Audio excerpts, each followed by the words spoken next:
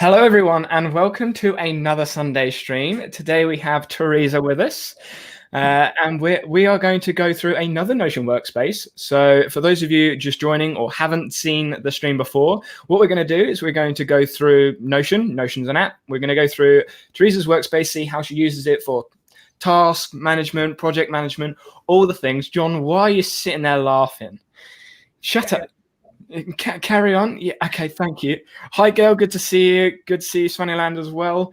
Yeah. So if you are watching this on the replay, I will get the timestamps done, but give me a few hours or so after the stream to get them done, because I do have to watch it all the way through again, which is always great fun.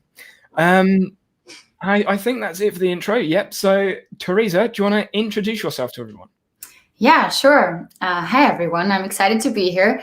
I'm Teresa. I'm from Austria, but I currently live in Canada, and I'm a yoga teacher and a meditation teacher and an artist, and I'm more of the creative side of the brain kind of person. So that's what I love Notion for, but that's why I'm sometimes a bit weirded out by what other people do with Notion, because it's so very data focused that I'm like, oh God, that's overwhelming. And that's why I'm here today, because I feel like I have something maybe to share that's different than what others share.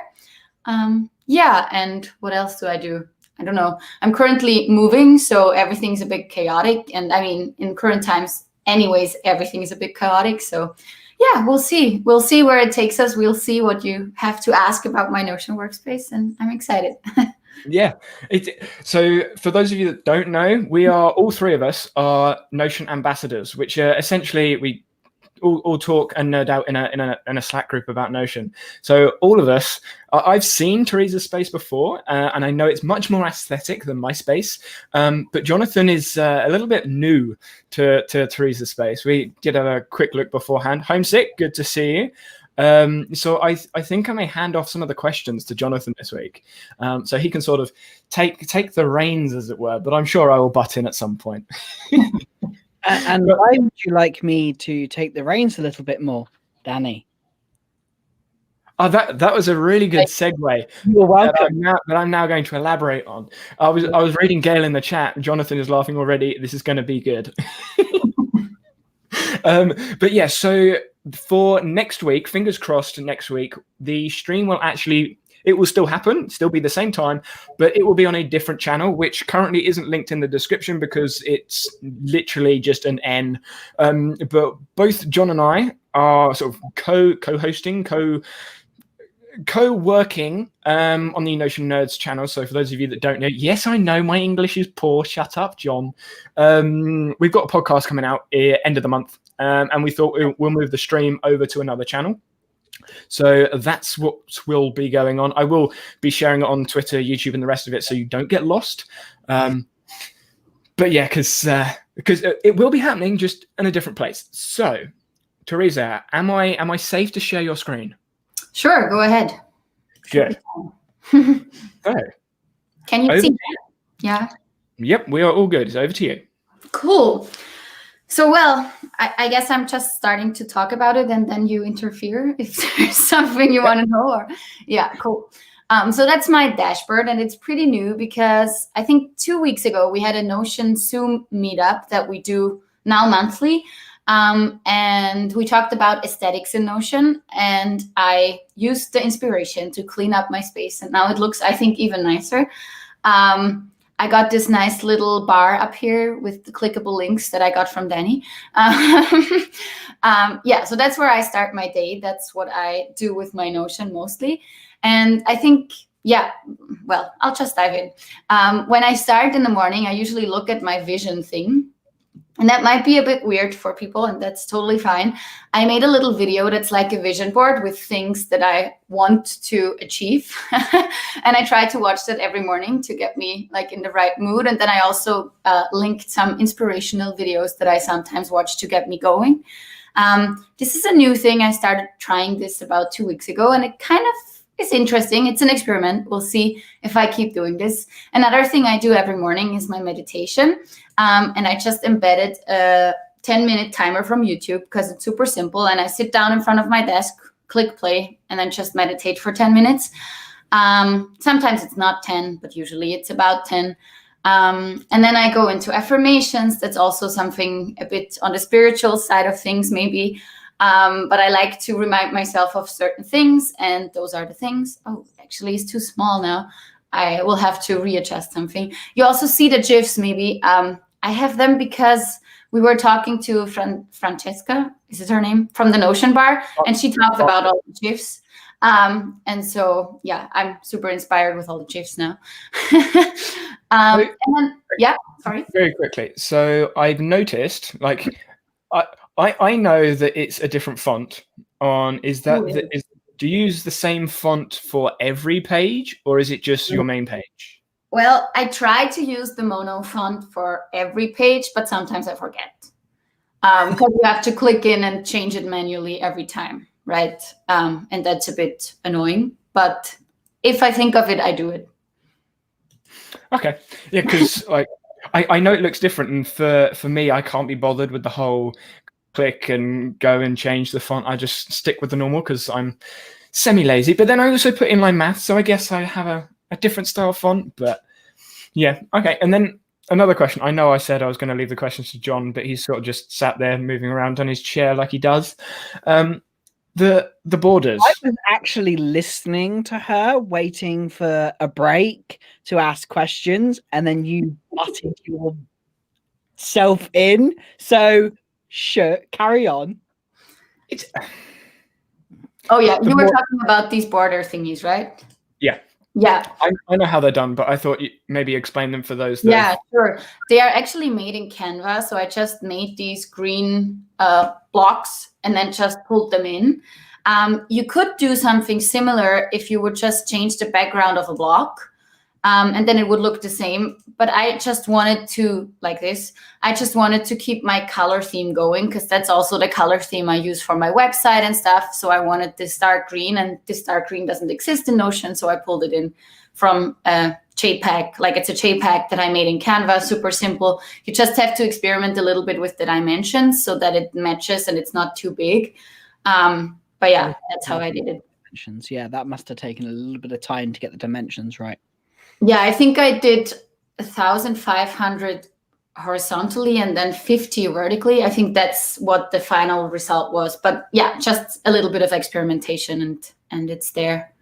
Yeah, I actually made, so this design is not only the design I use for my own Notion workspace, it's also what I use for my website, which is my public Notion page that I host through Super. Oh, there's actually one that's not supposed to be here. That's fun.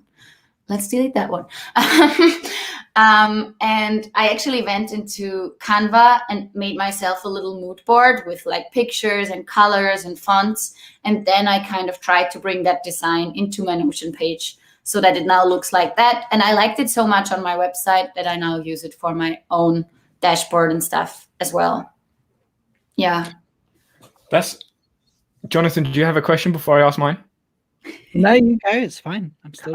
I'm okay to ask then, am I? Shut up. Get on with it.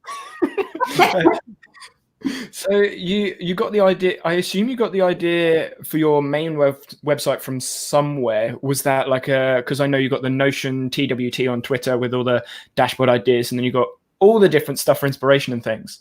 Was there like a website, a page, dashboard that inspired you to shape your public page the way you did, or was it just all your own creativity? I think it's probably all the things I looked at that kind of came together in this. I downloaded the template that the Notion bar published, and I think it was her magazine template. It's called Notion Sign or something. Mm-hmm. And that was a bit of an inspiration, but also not so much, because she does everything in a very wide format. She always goes to extra, like full width. Yeah. And then has a lot of columns going down. And I tried that, but then I realized it's not very useful for people who use it on the phone.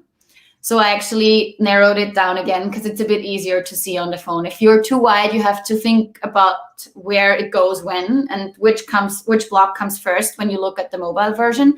So that was a bit weird. So I decided to narrow it down again. And then that's just what happened in the process. And I wanted to keep it as simple as possible. At first, I thought about just making a little link tree, But then I thought, okay, maybe a page, but it's almost like a link tree. There's like a couple of links to the different things I do. But it's not too complicated. There's not a lot happening here, I think. And the thing here on the bottom is actually a global block, but it's not currently showing on my website because I'm using the new super hosting thing. There are like two different. There's the default one, the old one, and then there's the new one. And with the new one, they haven't implemented the global blocks yet, so you can't see them on the actual website yet. But we'll see. They will hopefully implement that soon. Yeah. So I have a question. If I, now I actually have a question on your. So when I work with people in their Notion accounts, like often there's always a purpose to what each page is and does. And I'm sure Danny might already know this, but your now page, what is the overall purpose of that now page? What is it for? Because everything needs to have some form of function and need. Like for you, what does it help you achieve that not having Notion could do? Yeah, it's actually my dashboard. It's where I look at first, but it's also where most of my stuff lives. This things database here is now filtered, but if I show them all, there are quite a few things that live in here, and that's my projects or areas. I'm never sure about the para, but that's where I put all of that stuff in, and they all live here actually. So it's my dashboard, but it's also my homepage where everything kind of exists. And then I have that filtered in different categories like learn, survive, and create. So if I click create, there's my business, there's my wedding planning. And then I can click into these things to go to the actual pages where stuff is happening. Ooh, yeah, that's a very messy one. Maybe not the one to show. But yeah, so it's my homepage and my dashboard at the same time. Cool. A couple of questions have come in. Yeah, sure. I was just going to say a couple of questions have come in chat. Homesick asked about, I assume the super.io said, is it static version? Do you mean the static version on super when you're talking about the global block? Yeah. There's the two different versions on super, and the older one supports the global blocks, but it's not as fast. And the newer one is faster, but doesn't support the global blocks yet. I don't know the names, but yeah. Fair enough. And then the other question was from AS, and they said they really need to, well, it wasn't a question, it was a thing that I think we can expand on. They really need to allow us to pick fonts. Yes, I think that would be really, really nice. I know in Super you can have that flexibility sort of. I love it. Teresa's like, yes, and John's like, no. I feel no, purely because the power of Notion is in its simplicity. Like, there is not much formatting. There is not much attention grabbing. There are ways of adding more fonts. You can use inline math, but it requires a little bit more effort, which means most people will just be like, nah. Yeah, just can't be asked, stuff it. I don't want to deal with that. But like for me, I find the lack of font options quite refreshing, because otherwise you spend so much time like twiddling with the font and the size and this and that, and less time actually getting like doing the things you want to do. I mean, yes, still there is a lot to get distracted in Notion. I was going to say, not being funny. You can still sit there and twiddle and piddle around for hours on end anyway. Yeah, but you're still getting to a point. It's improving your system though, isn't it? Like when you're messing around, it's always experimenting and improving your. Well, unless you're going to make Luigi, but then again, that's just you, Danny. Mario, get it right. Oh, Mario, Luigi. There's only a color difference. But Mario is lonely, so you should do Luigi, I think. Yeah, and no, he doesn't need that. He's going to now. I've done half a Luigi, okay? I've sort of like cut him off at like the shoulders. I didn't get any further. Headless Luigi. No, I've gone the other way. So I've got his like hat and his head and his face and the shoulders, as it's just got no legs. Basically like me right now. Just like cut off. AS has said inline math is so limited. It kind of is. Like if you explore the fonts, there's actually quite a few fonts that you can use. I mean, I know of at least 14 off the top of my head. with the letter abbreviations, and I'm sure that there are more than that. I just haven't cared enough to explore anymore. So you can definitely explore at least 14 fonts that I know of, plus the 3 that are in Notion. Well, I guess 3 that are in Notion, because SF is the same as, like, SF in my math is the same as Notion typical font. But yeah, so like SF, BF, BFB, BBF, SJ, like there's loads of abbreviations for it. JK, element of P. Yeah, that one as well. Hi Roxana, good to see you. But yeah, so there's definitely flexibility in there. I mean, you could probably go into like KTeX and find all the others, and you can get some really like fancy looking texts as well. I say fancy. I don't know the abbreviations for those though. But yeah, Teresa, do you want to expand on the super fonts thing? Was I mistaken, or was that right? No, you can change the font with super, but then all of the text is still in the same font, right? And I did that, but then you have to go back in and make sure all the dimensions work together, because if it's a different font, text might slide down a bit or up a bit, and then you have to like fix your site so that it matches your new font. That's a bit of a tinkering kind of thing, but it's nice. I mean, I like the fonts they offer. It makes it a bit more individual, but I feel like I don't need more fonts in Notion. I'm fine with the fonts we have. I only feel like it would be nice if you could change the default. Like if I had the option to just go and say default mono, I would be happy, because I don't like the default one. I prefer the mono one. So that would be my wish. Yeah, I agree with you there. Yep, that's one of those like things that's on my wish list. I've got like a Notion wish list, and it's like 200 things long, and there's so many small things just like that. It's just like a really small thing that like Notion are probably like, oh, why do I even care about this? But we're like, but please. And AS has also sort of expanded on that, and they've said that they make their own fonts. The fact that you make your own font goes way beyond my knowledge or understanding of what fonts can do. But yeah, that would be cool if you could bring your own fonts into Notion, but I don't see much of a demand for that yet. I say yet because that may change. And Roxana has given you a compliment, Teresa, about your dashboard. She really liked it by the look of that. I know, like we're like 15 minutes you explaining your dashboard, and you didn't even get below like the first line.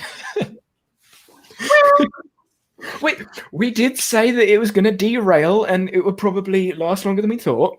I was worried we can't fill an hour, but I think we're fine. So, do you want to go to like the third line of your dashboard? Sure. Sure. So I showed you the like little daily things I do up there. And then I also have a goal review thing that pulls in my goal database and that I put in this beautiful board view that works well for me. But it just reminds me of the things that I try to achieve, the things that I try to do.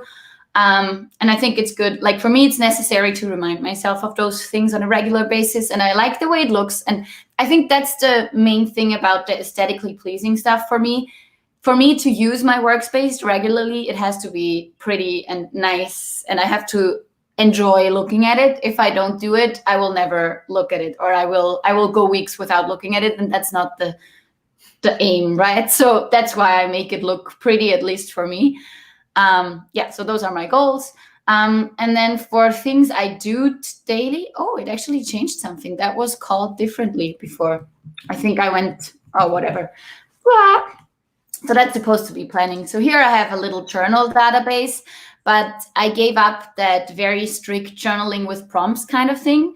I try to write morning pages in the morning where I just sit down and write whatever. And yeah, so that's what I do. I just write whatever comes up and write more for like a therapeutic kind of purpose rather than an actual planning or reflection kind of purpose.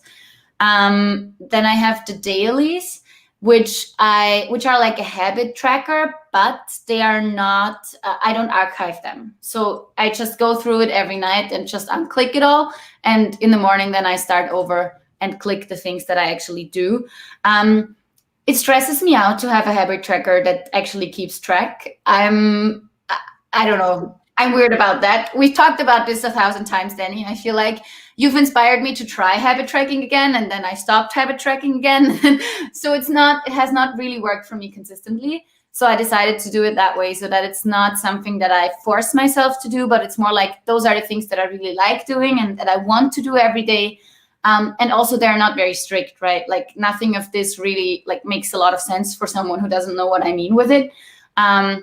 But with review, for example, I mean looking at my vision and my affirmations and my goal stuff, and spending time with my partner and joy and pleasure, like all these things that I want to prioritize in my life. That's kind of what I tried to put in there. And then I have the planning part. I'm sorry, but that has to be done. Where it actually pulls in my calendar and it pulls in my to-do list. Also with my to-do list, I don't have like a to-do list with due dates or due dates. I just have a to-do list that's pretty simple with things that are tagged with either today or tomorrow or next or later. And what it pulls in here are just the things that are scheduled for today and tomorrow, which is a little bit much right now. Usually it's not that long, but it's the weekend and things have been resting there. My list is like twice as long. Yeah, okay. My list is like twice as long as that. I've just got to say this. It's great to see someone else having their meetings on a calendar separated. Because people have it together in one database, usually? Is it me or is it John frozen? I think John froze. John froze. Oh, I'm so gonna have fun when he comes back on.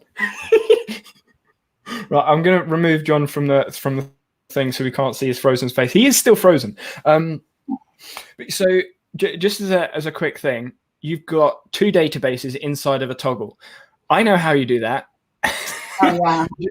Do you want to explain how you've done that? Yes. So this was originally a page. So if I turn this into a page, then you can place the things side by side. And then you just have to turn the page back into a toggle. And then they will still be side by side within the toggle. And that's also, for example, how I set up this, like with the vision on the left and the meditation on the right. You can't just pull it there because it will not allow you to do column within a column kind of thing. But if you make a page first and then you position it the way you want it, and then you turn it back into text or back into toggle, then it will end up that way. Yeah, that's important for me. That's one of the hacks I've used a lot to build this space. Yeah, it's one of those. It's one of those small things that's just really nice to know, especially from an aesthetics perspective. Yeah, that's what I think so too. Roxana's put something in chat, and I was going to sort of like, I was going to butt in, but I decided not to. So she said, "How do you have a quick overview of everything if everything is hidden in toggles?" Yeah, I understand that question. I'm someone who gets distracted easily. So for me, it's actually easier to hide it.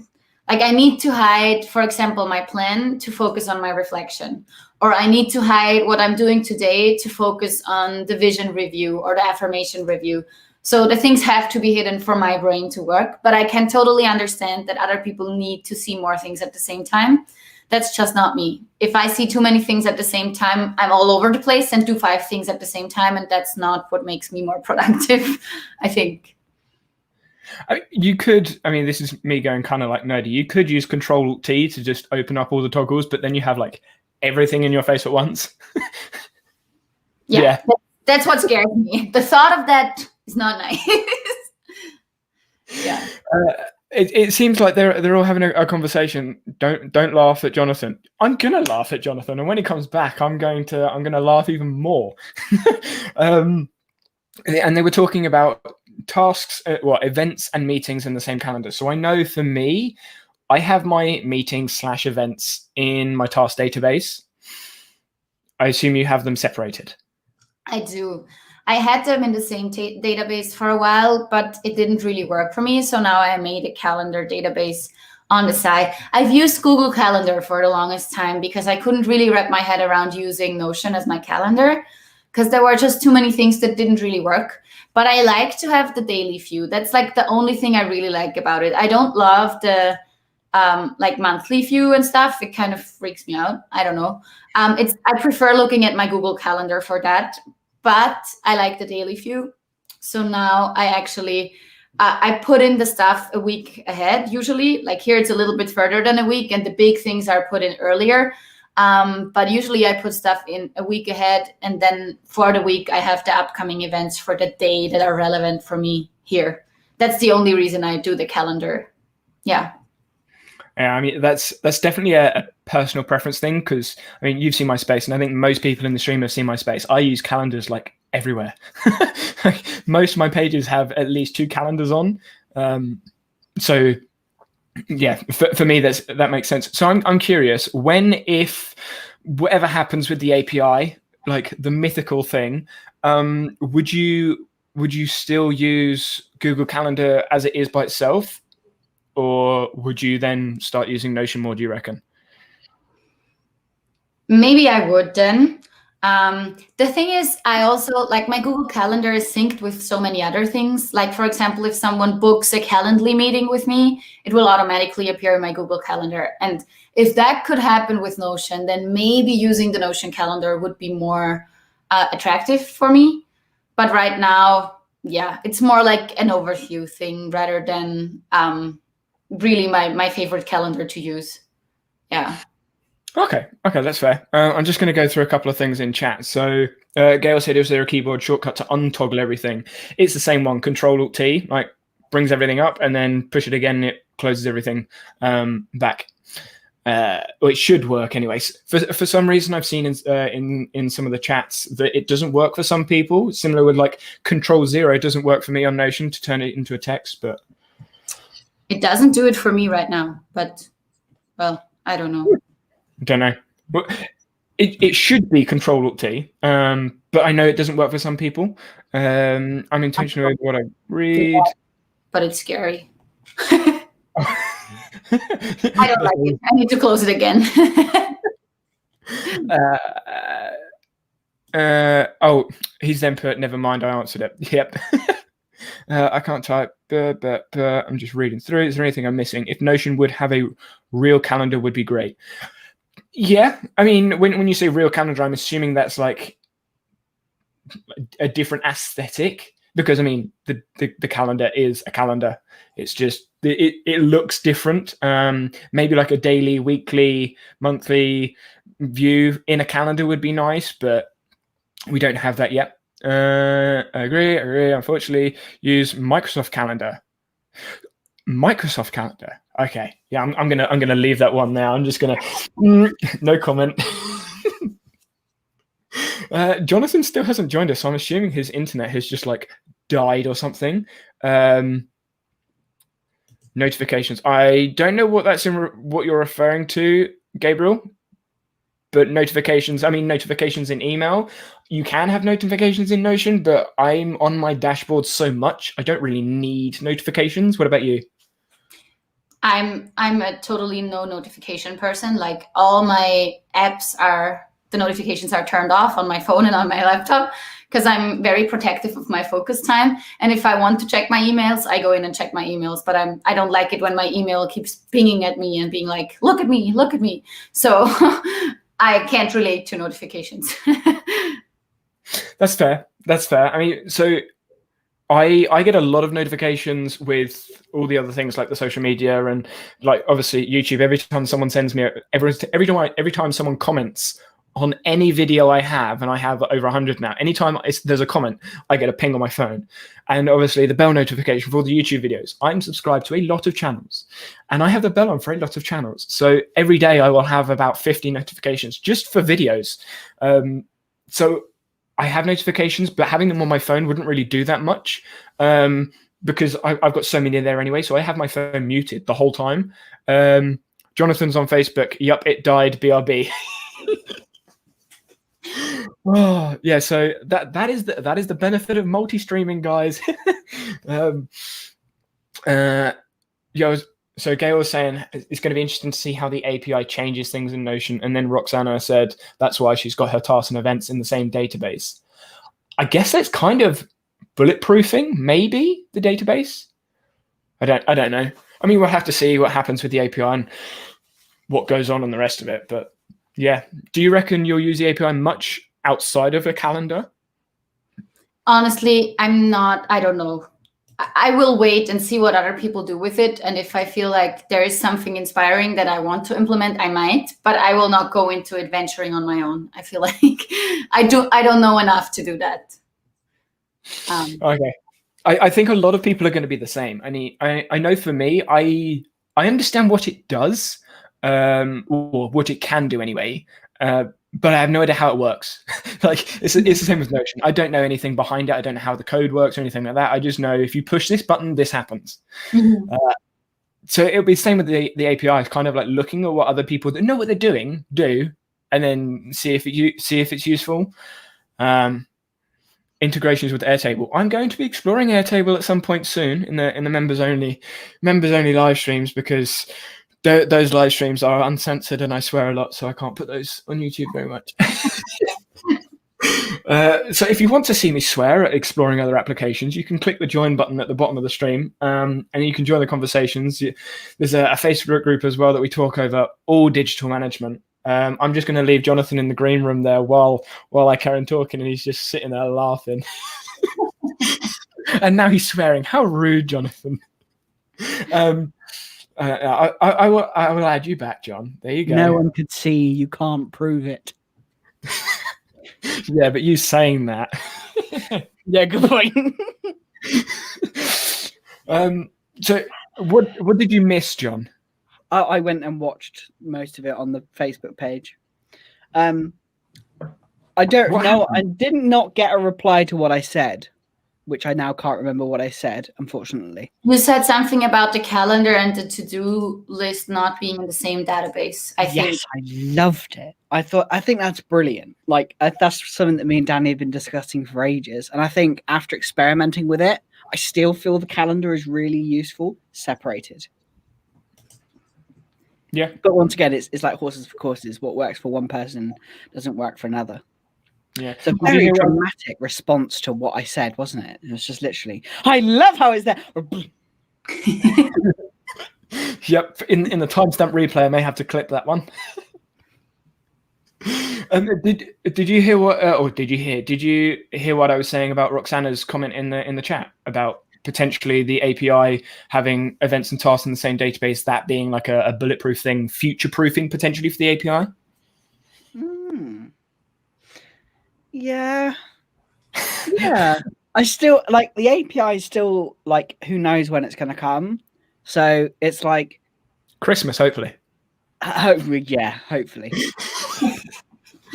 every advanced Notion user is just sat there crossing every part of their body, hoping it will be here soon. I am excited for that API, and I did hear part of the API conversation. I mean, you can watch the stream back again, get me some more watch time, and then when it goes unlisted, because obviously I'll unlist the thing, I'll lose it. But anyway, yeah. So now we've sort of managed to babble our way through white space and white time. Teresa, you can carry on with your space now that Jonathan's back in. I actually have one more thing to say why I think for me it doesn't work to have it in one database, because my actions database is actually not referring to dates. Like, I don't have due dates and I don't have due dates. So it's not really like there's no connection between the calendar events and the action events, because they are not according or like going towards dates, right? So if I go for day, it will just show today and what I do next and what I do tomorrow or what I do later or someday maybe, stuff like that. Oh, that's why it's so... Okay, I'm confused. But yeah, so I don't have a correlation with dates, so it doesn't really make sense for me, I think, to have it in the same database. So how do you keep kind of... So you come in, you do your kind of morning routine, and then after that, you come and look at your... How do you decide what your priority is? How do you decide what day you're going to do? Is today, like, because that's a very, like, for example, prepare work week 1 online content. That's a lot of things to do in one single day. So, like, how do you prioritize what... Wow, it must have been such a good question. He put me at the top. Look at that. How do you prioritize? I was going to ask the same thing. Like, how do you decide whether to do the online content, the workbook, the meeting. Like, how do you decide which one you're going to do? And why is okay, so it's preparing for the meeting. Yeah, cool. So how do you decide? Yeah, good question. So if I go into my planning page, I have a lot of stuff going on here, but I have my milestones, and then I have the actions that correlate with the milestones. And I look at this mostly to figure out what has to be done next. So I keep pulling things around, and then I know what is today are the things that are the most pressing that I need to do as soon as possible. And tomorrow is usually what comes after those things. And then, yeah, that's how I kind of, prioritize what I need to do or what I don't need to do. I'm not very good in making a plan that's very detailed and then actually following that plan. That's why I came up with this a little bit more loose system for myself. Because if I plan to do 15 things today, chances are I'm not going to end up doing them. So it's better for me to have some wiggle room, and that's how it kind of works. So this is how I plan, and then I kind of know what's important, what has to come next, and stuff like that. And then actually every morning I do something different, and I'll go back out of here to show you. Every morning I open this, and then I give the day a theme, and then I write the main thing that I'm doing that day. So I actually look at my actions database and write down the one big thing for the day. So for tomorrow, it will most likely be prepare online content week 1, because that's the most pressing thing on my to-do list. And that's what I will do tomorrow. So what's your process for like actually deciding what the most pressing thing is? Do you have a process for deciding what is? Or is it just all in your head? Well, good question. So for example, I know that this online course is starting on Thursday, so I have to finish these 3 tasks until it starts, or it cannot start. So I know that this is pressing, but here, I can't really tell you because I don't really have a process for that. That's mostly what happens in my head automatically, I would say. That I look at my milestones, I kind of see what's the thing that needs to be finished first, or what's the thing that's the most pressing, or How big or small are your tasks? There are very different task sizes.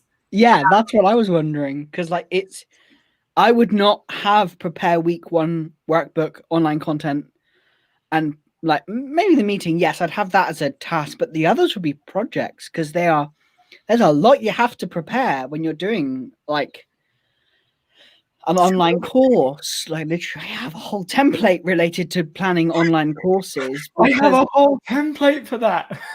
Like, because it takes there's a lot of steps to complete, to create a course, to plan a course. So I think I've taught this course twice in a different format. So I already have like the plan somewhere. I just need to pull it all together. So that's why it's maybe just the one step that's here. I had a project database before that was kind of like an in-between step between my milestones and my actions. But I learned that it's not helping me. If the complexity was too big and I didn't really use it in a way that it would make sense. So I decided to just kick that step and go right into the actions and make the action steps as big or as small as they are for me and as they work for me, kind of. So if I have to plan something that's more complex, that's not like, these steps are still, they sound maybe like a lot, but it all already exists somewhere. I just need to pull it together and make the workbook. Like, it's not that I'm writing the workbook from nowhere. So the step is it's one thing to do, actually, even though it might sound like more. And the online content the same. I've already recorded all the online content. I just need to pull it all together and make it shareable in one place. So yeah, I see your question. I'm not 100% sure. I try to make the action steps as small as possible, but still not like overly where I need to tick one off every 5 minutes, because I don't like it either. Yeah, I follow your like not having the tasks tiny. I know Danny has like ridiculously small tasks. I agree with you there, But the thing that I find, like from my perspective, is that I would very quickly look at all these things that I've got, like, and finding the urgency in deciding which ones and prioritizing. I think I'd find that hard. I mean, in this case, like, seeing as you've already got the content, it's more of a collection. It's not creation. Yeah. And so when it comes to like growing your business, as I know that's one of your goals, like you, like it could very easily get on top of you. Or do you feel that it won't? You'll never let it get that way? I suppose. Yeah, I'm just really intrigued from a coaching perspective as a business coach, as well as kind of like simplification of like systems and workflows. Like, this is fascinating because this is so free, which is wonderful. But also, if you're having a bad day, or like, I always build my system for my worst day. When I'm really productive, I will fire through my tasks in half an hour and I'll be done, and I'll be celebrating and go off and like run around the garden with the kids and throw them on trampolines. But when I'm having a bad day, I am just about managing to get through half my tasks and then coming back through. So how do you manage your kind of flows of work, not workflows as in all the things you got to do, but like when you're feeling good, when you're feeling bad, how do you balance that with the system? Yeah. So I actually feel like that's the reason, like my bad days are the reason my system ended up being the way it is. Because I had a very structured system, but then I would feel even worse if I had 15 to-dos open for today, but did never finish them. So that's why I opened the system up to be more on the open side, so less planned. And it seems to work better for me. I focus on one big task every day. And once this task is done, the baseline is reached, and then I can go from there and see what might come next. But I don't want to overcommit to like 15 tasks, because I know that sometimes if I don't get them done, it's even worse for my mental health. So that's how I ended up with the system like it is. But I'm not sure if it will stay that way. Like, that's how I work right now. But my system changed a lot over the last 2 years. So it might keep evolving and it might keep changing still, right? Like, yeah, right now it seems to work. And I try to keep it to a minimal amount of milestones and stuff as well. Like, I had a lot more milestones for a while. And then I decided, okay, that's not a priority, kick it out. That's not a priority, kick it out. So that I focus on the things that are actually the priorities for now. Because I think, yeah, that's where I can get caught up in too many things at the same time. Yeah, I agree. It's not a bulletproof system. It's what I'm trying for now, I would say. I really like it. That like, don't get me wrong, I'm not saying it's a bad system. I really like the different perspective on getting things done, because me and Danny just like, come on, more, get down, go away. But like, I love the freedom that you have. And also, I was very, like, I'll be real, I was very anti GIF when we first started. I was like, why is all this here? But I'm just sat here looking at them, and I can't help but bring a smile to my face, because it is fun. And that's just like, that's kind of nice, actually. Like, that little bit of joy which you add, which goes back to your kind of daily thing you want to do. You want to find that joy. And I think that's really nice. Like, that is really nice. Whether I'll end up putting any GIFs in my workspace is yet to be seen. I'm really debating it, but I feel I'd get distracted by that going all the time.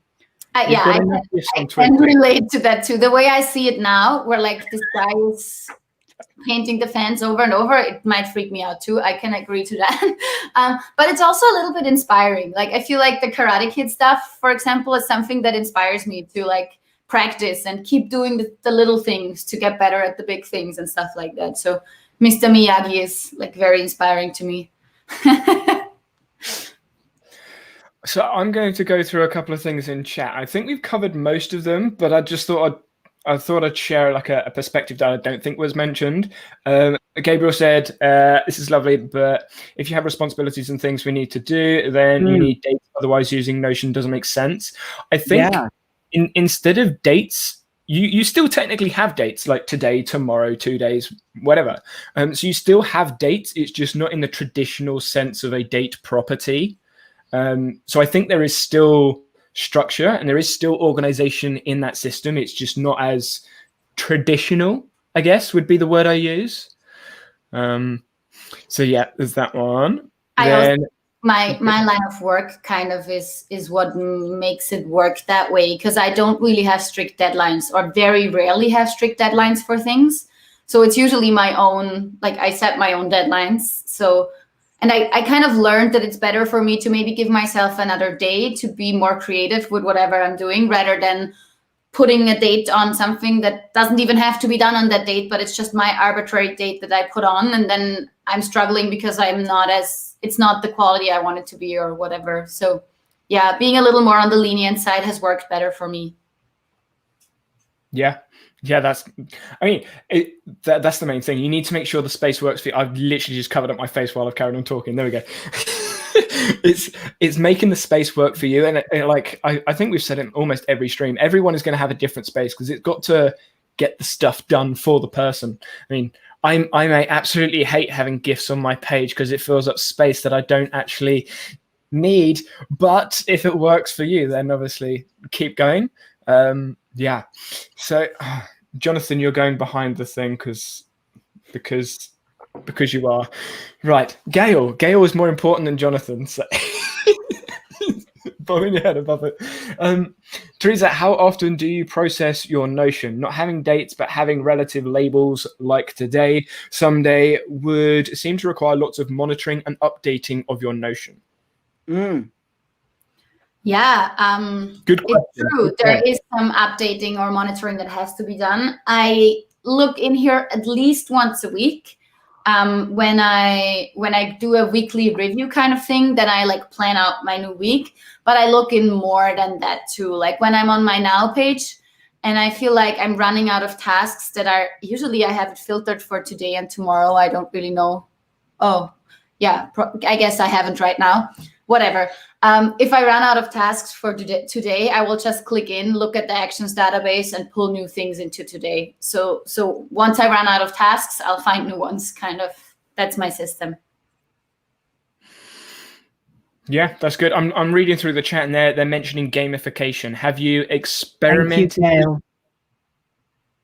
I haven't got there yet, obviously. Have you mentioned gamification, Teresa? Have you experimented with it? Yes. Well, I've looked at all the gamification templates and I think they look super nice, but they still, for me, there's too much pressure. There's this term of toxic productivity that keeps coming up I'm currently in training to be a yoga therapist, and that keeps coming up, like the toxic productivity that we always feel like we need to do more, we need to do better, we need to push all the male side of things, all the type A kind of personality traits. And I try to accept that that's not how I'm working, and I try to accept that that's not how my brain works. And I try to find a system that adapts to what I need to get done, kind of, but still gives me the flexibility to be compassionate with myself. If, for example, I don't have a day where I can go, because there are those days, at least for me, I think for others too, but we're very used to pushing over, or we feel like we have to push through and not look at the things that don't work so well, but maybe there can be some, accepting of when it doesn't work that way. Yeah. I don't even know how I got there right now. I don't know what the question was, but we're here. The question was gamification. Well, it was just a word, gamification. But yeah, you brought up some really good points there. I realized we probably could have gone to the 3 people, but I'm just staring at the flowers going out of the person's head, and it's just entertaining. I don't think I would want it in my dashboard though. I might get sick of it and then I'll just delete it. But for now, I like it. Mm-hmm. Well, exactly. Our spaces are always changing. Gail, I feel honored. However, I'm a firm believer in Jonathan's importance. Jonathan's importance. Are you sure about that? Hey. You are the one who wanted me to come back every week.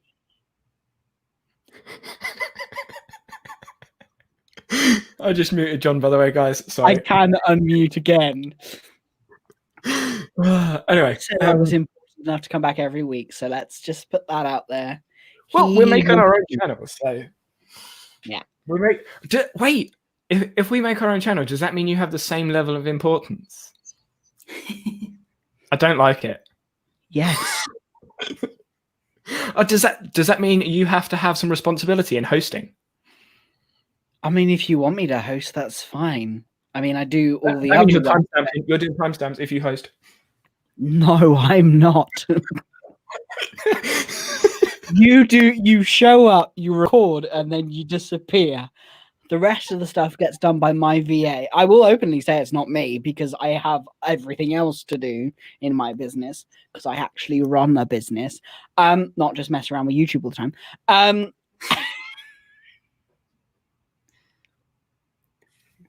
Shots fired, I would say. I just had a laugh because I was trying to read through chat and then I've just got Roxana says gets popcorn. yeah. Now we need the GIF that gets popcorn.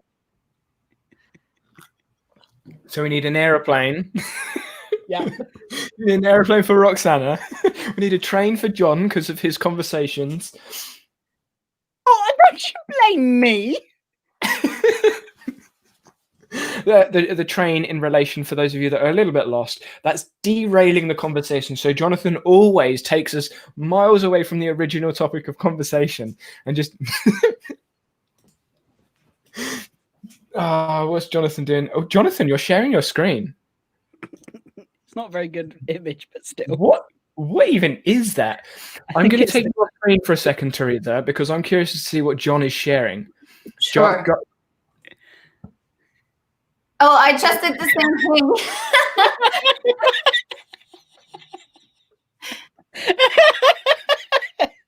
Sorry, couldn't help it. Oh yeah. Oh look, Teresa. Yes, there's the pop-up. I love it. Okay, anyway. Oh, right. Gail, beautiful. Please put that comment up, and then we'll get back to actually serious things. I just saw a question from Gabriel, so I was going to bring this question up. Just curious, what kind of business do you guys run? So before we answer this question, what are you talking about? Anybody care to share?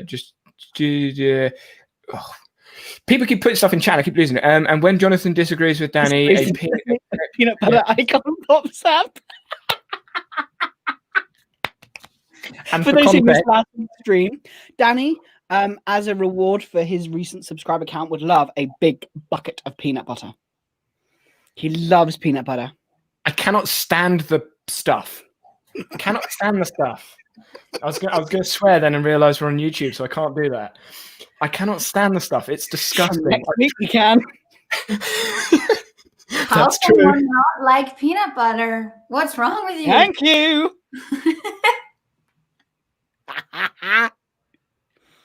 My wife used to hate peanut butter. And now she loves it because she learned how to have it properly. How to appreciate it more. How to appreciate peanut butter. Anyway, it's disgusting. Right.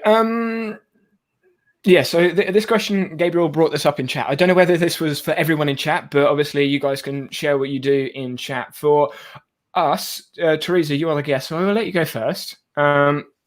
What do you guys run business? That was just so you can think about how to explain what he does. That's the only reason. He's not being chivalrous. He is literally just going, right, I'm stalling, I'm giving my guest a turn so that I can think about describing what I do. You just muted him, Danny. He was gone for a moment. He muted me because he knows it's true. Wow. Okay. Yeah, my business is I've been working as a yoga teacher for the last 5 years full time, but then I moved from Austria to Canada and let go of my network, and then Corona came. So I'm currently working on developing an online business with courses and personal coaching. I'm also a yoga therapist in training, and I want to do all that stuff online as much as possible. So I do personal coaching for more mindfulness, more relaxation, yoga, movement, stuff like that. The two of them are just laughing. I think it's because me and there you go. Sorry. Oh, it wasn't you. We were listening. Genuinely. It's okay. I'm talking to the people. No, I'm actually done. I think that's the main thing I'm doing is online courses and online coachings. So I actually have a question for you about that. So when it comes to online courses and everything that you do, obviously there is an element of marketing that comes involved with that. Ooh. I'm curious, how do you do that? Like, this is like business conversation right now. How do you do that? Because obviously I assume your Notion public page is your like landing page. Yeah, well, my process is not as refined yet as I wanted it to be. I'm doing a lot on my Instagram because that's where I have my biggest network right now, and that's where I usually get my customers for now. But I'm working on getting more into the coaching side of things, and I'm even following an online program to get better at that stuff. And they recommend to have a landing page with a video, and that's what I'm currently working on. I'm working on a video for that landing page. It's even in my to-do list somewhere. It's here, film case study video. And if I go into my website, that's how it currently looks. So I have the community part, which is a Circle SO community, actually, where we talk about stuff like meditation and mindfulness in everyday life. Then I have the courses. Next week, there's the start of the Journey to Meditation course. And there's another course coming up in January that's like a mindful start to 2021. And then there's the personal coaching. And this is actually, for now, this is just an information thing. But that's where I want to put in the landing page with the video and everything, and then getting into a funnel kind of system. I also have an email newsletter that I just send out once a month. And that's about mindfulness, about stuff like that as well. And for example, with this, it's like a freebie where you can get 5 tips on how to feel better while sitting in front of a computer. And then you could sign up for the newsletter. And then my newsletter grows a little bit through this stuff. But yeah, my marketing process is not as refined as I want it to be yet. We'll see where it takes me. I like that you added "yet" on the end of there. Yeah, that's beautiful. I liked that. I don't know whether you saw, but Gabriel asked whether you have forms in Notion. Obviously, you went through it. Do you want to go back? Is that a chili pepper form? It didn't look like one. Oh, no. Yeah, there are a couple of things. That's actually from I use Flowdesk for my emails. And they let you make these little landing page snippets that you can then embed somewhere. And I embedded that here. And I think it looks quite nice. It kind of matches the style. So I'm all right with that. And for the other things, I don't know, for the Journey to Meditation, for example, if you want to sign up, I have my Gumroad link here, also like embedded on the site where you can buy right away. And what else do I have? I had a chili pepper form, but I took it out for my actual website. But for example, on my wedding website, if you give me a moment, I can show you that. It should be somewhere, not here. It's hidden because I shared it with my partner and now I can't find it again. But let me think, where is it? Maybe it's in here. What we can do is answer the previous question while you hunt and find it. Yes, please. Let's do that. Let me find it. The question that was asked to all 3 of us, I assume, is what we did for Danny. Take it off the screen. Goodness me. There you go. Got there eventually. The question that they asked. I was in process. I was reading the chat. Alert. You know, multitasking is not something I'm good at, right? That's why I have Notion. So, Danny, what do you do? That's flashbacks. What do I do? That's flashbacks to the first episode of the podcast. Oh, yeah, it is. Well, sorry. 20 minutes later, I still haven't decided. I'm a content creator is the easiest way to explain it. I am a content creator that creates content around digital management. Digital management being Notion or any other tool that could be used, ideally that fits the individual use case, which in most people's case, when they find me, is Notion. Like that's the easiest way to explain it. I focus specifically towards helping people, content creators, with Notion, because that's obviously what I am. Yeah, that's what I am. I'm a content creator. I am. Yes. So I help content creators organize themselves with Notion mainly, because Rome is a smiley face in a graph view. ClickUp is just full of API integrations. Yeah, and Trello is just a board, and I don't like it. But no, seriously, I'm just a content creator that loves YouTube. You were doing so well. You were doing really well with that, and then you kind of reached this peak, and then you just went, ah! Catastrophe theory. Yeah. True. Do you know what that is? Catastrophe theory. It's to do with motivation and arousal when your performance. So you have like peak performance, and then if it goes too far, then it just like plummets. Perfect example is like people taking a football penalty. They're like really, really like excited or whatever, or nervous, and then just like smash the ball over the bar. Like, oh, great. Oh, Roxanne's just asked a question. That's a question. Well, Jonathan, you're going to answer what you do. What do you do? I'm quite happy to do that. I'm just really liking the other one. So to put it, the best way to explain who I am, I'm a simplicity consultant.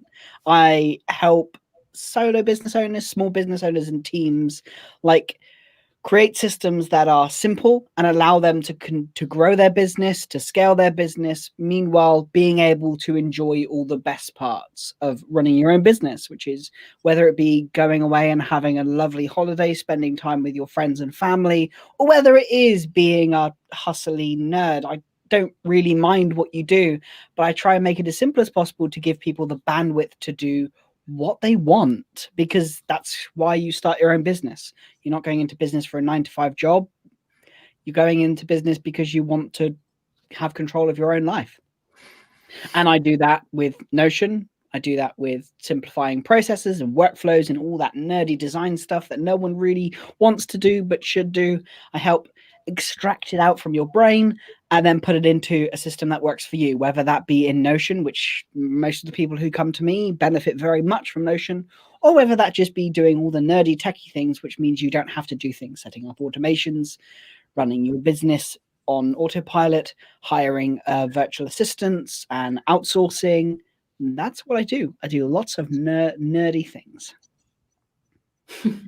And that leads us beautifully back to the website. To Teresa.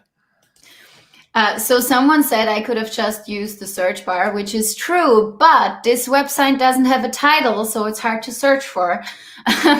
Because I didn't want to have a title, I wanted to have the title up here. So that's my wedding website that I built for our guests that got to save the date and that can sign up. And I actually have a chili pepper form down here where people can type in their information. It's in German, so don't be surprised. I also have a little button that says, what is this? I don't speak German, because we have some guests that don't speak German. Yeah, but that's where I use the chili pepper form, and it works pretty well. It feeds back nicely into a nice little database where I now have all the addresses and all the like numbers of how many people are showing up and stuff. So that's fun. I like that. Genuinely, your space is, yeah, exactly. It is so nice. I love how clean that your space is, even with the visual styles. Because I often find with a lot of the visual stuff that happens on Notion, Twitter, and things like that, it's very much like lots of things. But here, this is exactly kind of an example of how, if I was to go more visual, how I would implement it. It's very minimal, but it's nice. Just a little bit of differentiation. I just think it's lovely. Just, yeah. Thank you. I am putting the comments up in chat. Like a lot of people in chat are agreeing. Like aesthetics is not one of my things, but your space looks nice. So I definitely go more orange, but hey, that's me. Yeah, me too. But I think both of us have this thing with orange. Orange is really the last color I would choose for anything, I think. It's really not my color. Very, yeah. Oh, wow. Django, I think that's how you say your name. Welcome to the members group. If you go so there should be a post in the community tab on YouTube.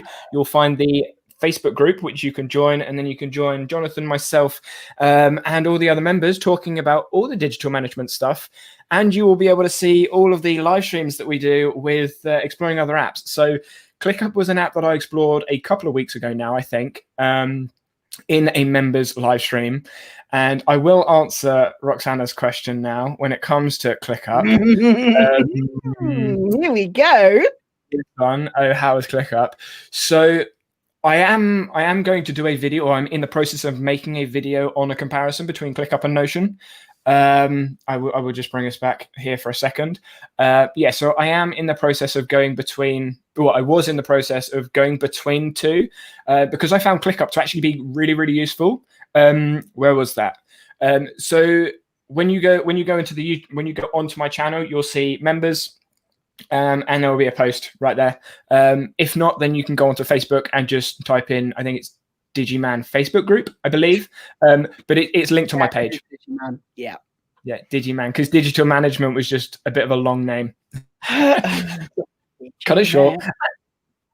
Digiman. Yep.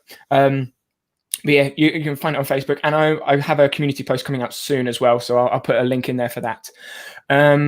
Yeah, Patreon, Danny. I have that. I have it up. I even shared it on Twitter, and I believe I put it as a community post as well. When you set it up, I've done it. Yeah, I did do that. I will add that to my list of things to do. All right. Which I love the fact that he's writing on a piece of paper. Shame on you, Notion person. Yes, because it's going to go from the piece of paper to my Notion, which I'm not going to go on because I'm multi-streaming, and Notion's going to scream at me, be like, no. Yeah, good point. Yeah, all right, fair enough. Give you that. Like at the moment with everything that's going on. Yeah, so ClickUp. I'll get there eventually. Basically, integrations are really nice. API, really nice. And it does have templates. Doesn't work as well as Notion when it comes to templates. There are lots of different views. So you've got calendar, list, board. There's a Gantt view. There's a box view, which is nice. I personally didn't use those views, so it wasn't that useful for me. There are dashboards, but they're not as interactive, and they're in their own separate space. So there's lots of pros in using ClickUp, but it's a boxed app. Like you are restricted with what the app allows you to do. So there's less flexibility in creating a view you want. And there is so much more I could say, which is why I'm doing a video on it. And I actually, on Wednesday, I'm going through what I essentially what I created in ClickUp, and I'm going through that in the members live stream on Wednesday. Yes, I'm going to be going over my ClickUp space and showing you why I didn't move over to ClickUp. But it's definitely useful, and I think it was more useful for teams than individuals, because a lot of the features that ClickUp has are useful for teams, but not for people. And the biggest teams are people too. I think the biggest problem with ClickUp, because I explored it too after our conversation, it is the fact it's a boxed app. And no matter how good the app gets and the more features they add, I would be really concerned that it would start getting bigger and bigger. I really like the fact you can turn off functionality inside of ClickUp. I hope in the future that Notion implements a similar thing where you can turn off certain features. That would be really nice and really clean, but I don't think it's very easy to do without turning it into more of a boxed app. And I would rather the freedom and flexibility of Notion stays that way. It's funny you say that, though, because yes, you can turn off the click apps, which are functionalities, but in every single task, you have to have like all the things that's in the menu. You have to have the time, all the stuff at the top, like a date. You can't not have a date. So Teresa would just have like that circle or whatever it is, wherever it is, and ClickUp. Like there are bits that you have to have there. And the biggest drawback for me was the ability to link notes to tasks and projects. Yeah. It's a project management app. That's it. That's all it is. And I think Gabriel put that there. He's just said that. Cut me off. I was about to click on it and say it's a project management app, and then you just cut me off. Oh wow, the chat just moved up, and then it just didn't select it. There we go. Yeah, ClickUp is a great project management app, but for linking note-taking ideas as well as tasks and projects together, quite limited, from my experience anyway. But I want to say something to Gail's comment about the bullet journaling. Because I'm a bullet journaling person too. That's where I came from. And like before I used Notion, I was only bullet journaling pen on paper. I've tried all kinds of different apps and stuff, but nothing was really open enough for me. And Notion kind of filled that void. But I still use my bullet journal, especially, for example, at night when I don't want to look at my screen anymore. I write stuff down in my journal, and then in the morning I put it into Notion, for example.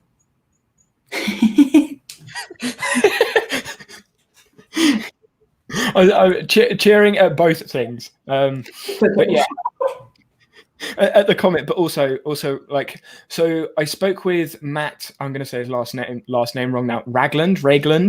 We were on the same call, Danny. I was on that call too. Yeah. I don't know how you say his name. How do you say his name? I think Ragland, but I'm not sure either. Yeah. Because there was 4 of us on the call, wasn't there? It was both of us, and then the other ambassador who invited us to be on that YouTube live. I forgot his name too. I'm sorry. Yeah, the crowdcast. And so he did the same thing. Is this a comment in the chat that you're? No, I was laughing at that other, person who actually invited us to come along. You just can't remember their name. Sorry, it's just like. So while I look for his name, Hao Ming Yao. Yeah, that's what I'm going to go with. Yeah, Hao Ming Yao. So he was the one hosting it, but we spoke about that, and Matt uses Notion as a bullet journal, but also his own bullet journal. It was an integration of the two. So he's used Notion for part of his journaling, but then paper for the other part. So he sort of had a bit between the two. Oh, excuse me. So yeah, it's so individual, so individual. I personally don't journal. I just habit track, but that's me. So someone also mentioned the Rocket Book as a eco-friendly alternative to journaling, because it's I think it's this kind of book where you can scan the pages and then you can either wipe it off or put it in the microwave and then it's clean again. I've seen the different versions. I don't know which one is the Rocket Book. But I think that's a nice idea too. I do also use Notability on the iPad sometimes to scribble notes by hand, but I haven't really found a good integration of that yet. I usually only use Notability if someone sends me a PDF and I want to take notes on the PDF, because that's just a pain in Notion, working with the PDF in Notion. I don't love that, but I like how it works with Notability. And then I just implement the already written on PDF from Notability into Notion if I want to archive it there or have it there for whatever reason. Yeah, that's very true. I've just promoted Teresa to the top because I realized she hadn't been at the top yet. Oh. So nice of you. Thank you. You haven't been at the bottom yet, Danny. Yeah, I have, because I was covered up by Gail and then I put you there. Oh yeah. Yeah, come on, John, pay attention. Oh wait, no, you lose connection instead. That wasn't even a very good insult. No, because it was all I could come up with at the time. So, Teresa, really awful. I know we've explored a couple of the pages. Do you want to? Because we went over tasks, and then we sort of browsed around all over the place. Is there anything that springs out to mind that you've got in your space that we haven't gone through? Nothing that is very relevant to see, I think. I was looking at the learn thing. That's interesting. Oh, here at my learn. What's your kind of method for learning new things? Your library. I'm very intrigued to. Oh yeah. This method is not as refined as I would hope it was yet too. But my library is like a bookshelf where I write book summaries. I've written a really nice summary of Atomic Habits, for example, and I try to do that for more books. And I also would like to make it public, but it's a slow process. So I'm trying to work my way through that, because I read a lot of fiction just for fun, and I have a hard time having this all in the same. I don't know if it's worth it for me to review fiction books, but I want to take time to review the nonfiction books that I read. And so that's what I'm currently working on, trying to make the system work so that I can also share that. For example, in my Circle SO community, we have a book club kind of page where people can share what they've learned from books and then can discuss the topic with others. And that's where I would like to have my library public and actually have people look into what I do with my books. But then there's also the question, like I read some books in German, I read some books in English, and then it gets so complicated. I haven't really worked out a system for that yet. So do you have a blog? No. Okay. I was going to say, because I know quite a few people now are doing like their own book note blog type things, and that's what I was thinking, like where you were going with that, or is that the plan? I was thinking I could just make it a public page, right? Like if it works, I could just make it a public page and share it via my website or via my community page, and then it can maybe be interesting for other people as well. Yeah. Okay. And then one more thing that might be interesting for learning, though, that's the courses I'm currently taking. I'm in yoga therapy school, and I do an Ayurveda online course, and I'm in the Wim Hof Academy right now. And that's maybe something that's interesting. It's actually the study group I'm leading with my Wim Hof Academy friends. I made them all get Notion accounts so that we can have a shared Notion workspace where we can answer our questions together. And that worked really well. It was a bit of a hassle to onboard them all so that they all could actually wrap their head around Notion. But now they're all fans, which is kind of cool. And we have answered all our questions that we had to answer here. And like each person was responsible for a couple of questions and wrote the answers. And yeah, so I really like that works. And now we're actually doing a project where we all have to explain stuff on video that we have to hand in as homework. And those are all the videos we have to make, and those are all the people that are part of it. And now I try to set up a database where we can actually check off or tick off the boxes of what we already recorded. So yeah, I think it's a fun process to actually have people come into Notion and then share the stuff with them. Because in the beginning, everyone was like, "What is this? Why am I in this app? What am I doing here?" But now they're all fans and they're all converts. So that's kind of cool. Yeah, I like how simple that was as well. It wasn't something like overly complicated. Like anyone could see, okay, this person, this video, tick, they've done it or they haven't done it. It was just really nice, like really simple, really clear to see.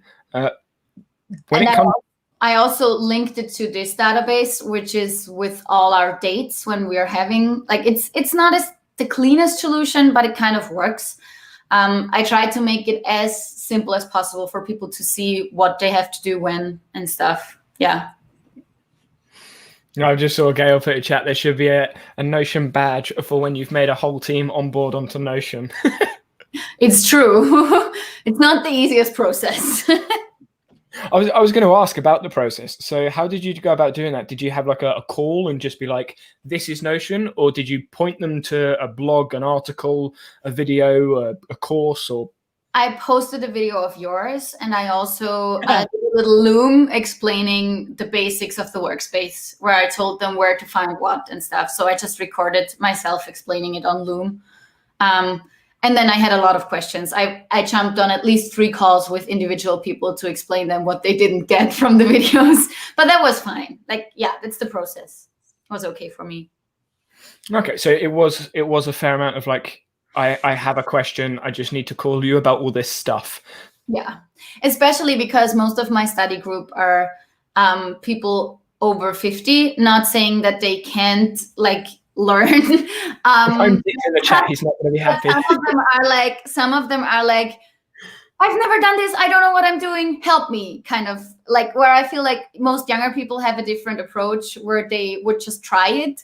There are the people who are like, okay, no, I'm not even trying. Tell me what to do. And that's why the work came in. But it was okay. It was fun. It was fun to teach people how to do it. Yeah. So you mentioned they like it. Have they started to adopt it into their own personal workflow tasks and stuff as well? Some have, yeah. Some of them started their own workspaces. and then I get the calls like, I want to do this. Can you tell me how to do this? Can you tell me how to do that? Which is kind of funny, but yeah. Just start consulting. I don't think I don't think my knowledge is comprehensive enough.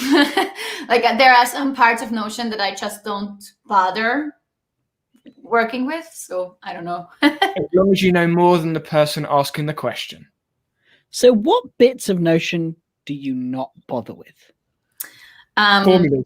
Guaranteed. The formulas. Yeah, okay, outside of formulas. What? Sorry. Outside of formulas. Yeah, the formulas I use are only formulas that I have from someone, either from Marie or from Danny. Also, the inline math was only an experiment I did for like an hour, and then I decided to ignore this part of Notion. And even with my databases and relations and roll-ups, like I have relations in my databases. I even have a few roll-ups, but it's not like, I don't know, when I look at Marie's workspace, there's so much going on there that I just don't even bother understanding. I'm like, oh, that's way too much for me. I don't need that complexity in my life, I think. And that's the thing, isn't it? You can really very easily get really complex with Notion. You can go really like detailed, in depth. I think I was going to say, not being funny, last stream we went task management, and that was meant to be like a beginner's, this is task management, and we went into relations and roll-ups, and Jonathan came very close to going to self-referential filters. And that was just within 2 hours. Yeah, like the way I think about like how Notion is, I teach what's needed. Like when I look at the way that they're working and the way that they want to work, like I only teach the parts that is necessary. Now, obviously I did get a little excited and give a shortcut, but I feel like the shortcuts are like the markdown shortcuts are really important for speed. Because when you know how to use the shortcuts, or you know how to, but I mean, I feel the shortcuts might be a one step too far, but like just the just like the markdown of headings, that is like Notion. I thought you knew Notion. Come on, get your words out. But I think I've used Notion for a year before I started using shortcuts and inline like markdown stuff. But now that I know it, it's so much easier. So I actually think it's worth it to learn that stuff once people have figured out the basic setup, right? Yeah. That's important. Once they figured out the basics. Like, and that's why you come to me. Oh, yeah, Danny.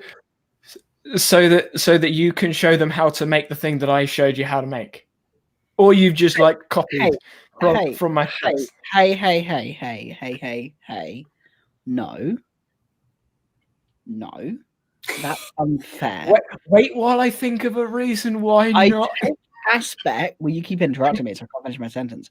I take aspect. Do you want to bring that back? That popcorn emoji as well, like a GIF as well. Like, it needs to be there. Like, yeah, thank you. Like, there are aspects of your space that I use. Yes, I'm not. I'm not going to deny that. But there are also aspects of other Notion users that I use. And there are also things that I have created for myself. Thank you. So you mean the weekly agenda that you got rid of? That and other things that I created myself, which I haven't even shared with you yet. So there we go. Oh, the table, the table that you got from my template. No, I wasn't talking about that either. Oh, you're not going to spill the beans. Interesting, isn't it interesting, people, that he picks up on only the things that he knows are things that he has. Yeah. What else do you have then, John? Go on then. No. Because it's not about me. This is about Teresa and her stream and about her space. I've given you the opportunity here, John. And often you and I come up with the same ideas, just implement them ever so slightly. Here we go. Excuses. Oh, we do. Jonathan, I'm going to save you from digging that hole, and I'm going to bring something else up. So, sorry. Yeah. AS brought up in chat. Can we look at meditation, Teresa? So the question is, what do you mean by looking at meditation? If you want to look at my meditation toggle, it's not exciting. It just has a timer. I think it was in things earlier. Oh, is there a meditation thing? But what I think might be interesting is the journey to meditation. That's the course I'm currently working on, or the course that actually starts on Thursday next week. And this is my back end kind of stuff. So it's not probably something that helps you because it has some German words and some English words. And my brain works in 2 languages, and that sometimes goes a bit crazy with me. But whatever. But this is how I planned out the spacing of my course, like stuff that comes when and where in the course. And I already taught this course twice in person, and now it's the first time that I'm teaching it online. So I actually have to put all that stuff together. I already have all of those videos. I already have most of the texts written. The course is going to be in English. So just for everyone wondering, it's just my thoughts that are a crazy language mix. So that's where I put that stuff together. And now I'm trying to put that stuff together here, actually, in the weekly format. So that's where I started with week 1, and where I will pull all the stuff in, all the videos, all the workbook material. And I actually want to share these pages with my participants and allow them to duplicate the workbook parts so that they can do the workbook exercises right in Notion. I know that's a little bit of onboarding work, but I think it's worth it to actually have them have all the 6 weeks, and then they can use Notion as their main journal. And if people don't want that, that's fine too. They can always copy down the questions and answer them in their notebooks or something. I think they could even print it out from Notion if they don't want to use Notion for that. But for me, it's a nice way of sharing the information. But it's the first time that I'll do that, so we'll see how it goes. I don't know if you have experience with people teaching online courses through Notion, because I've seen a couple of YouTube videos where that happens. But for me, that's a first. So we'll see how that goes. I do have experience on that. And that's one thing that I've built that Danny hasn't. So there we go. One point that was made, Svanaland actually put a really good point. You might want to put it up. Will you answer the popcorn questions in the podcast? Yes, we normally do. I was going to get to Gail before that one, but I'll bring that up just because I was going to go with Gail. Yeah. And Gail's question as well. That's a good episode. Oh, that's a really good podcast episode. Like Gail's. Carry on what you were going to say, and then I'll get to hosting. I could ask you a question about that afterwards. Anyway, so I've built kind of course platforms for one of my clients in particular, which the cool thing about Notion is the fact that you can build it really fast. And onboarding people, there are 2 ways of doing it. Either you add them in as a guest, which requires a lot of upfront work on your side of things, or share it as a public page, which is less secure but easier.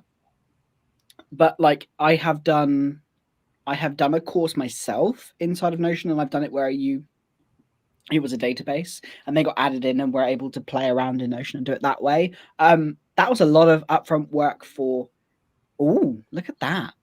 That was a lot of upfront work for me, which I ended up not enjoying. So I do quite often do public pages, but you can tie it behind something like, if you use Super, for example, you can tie that then behind something like MemberSpace, I think it's called.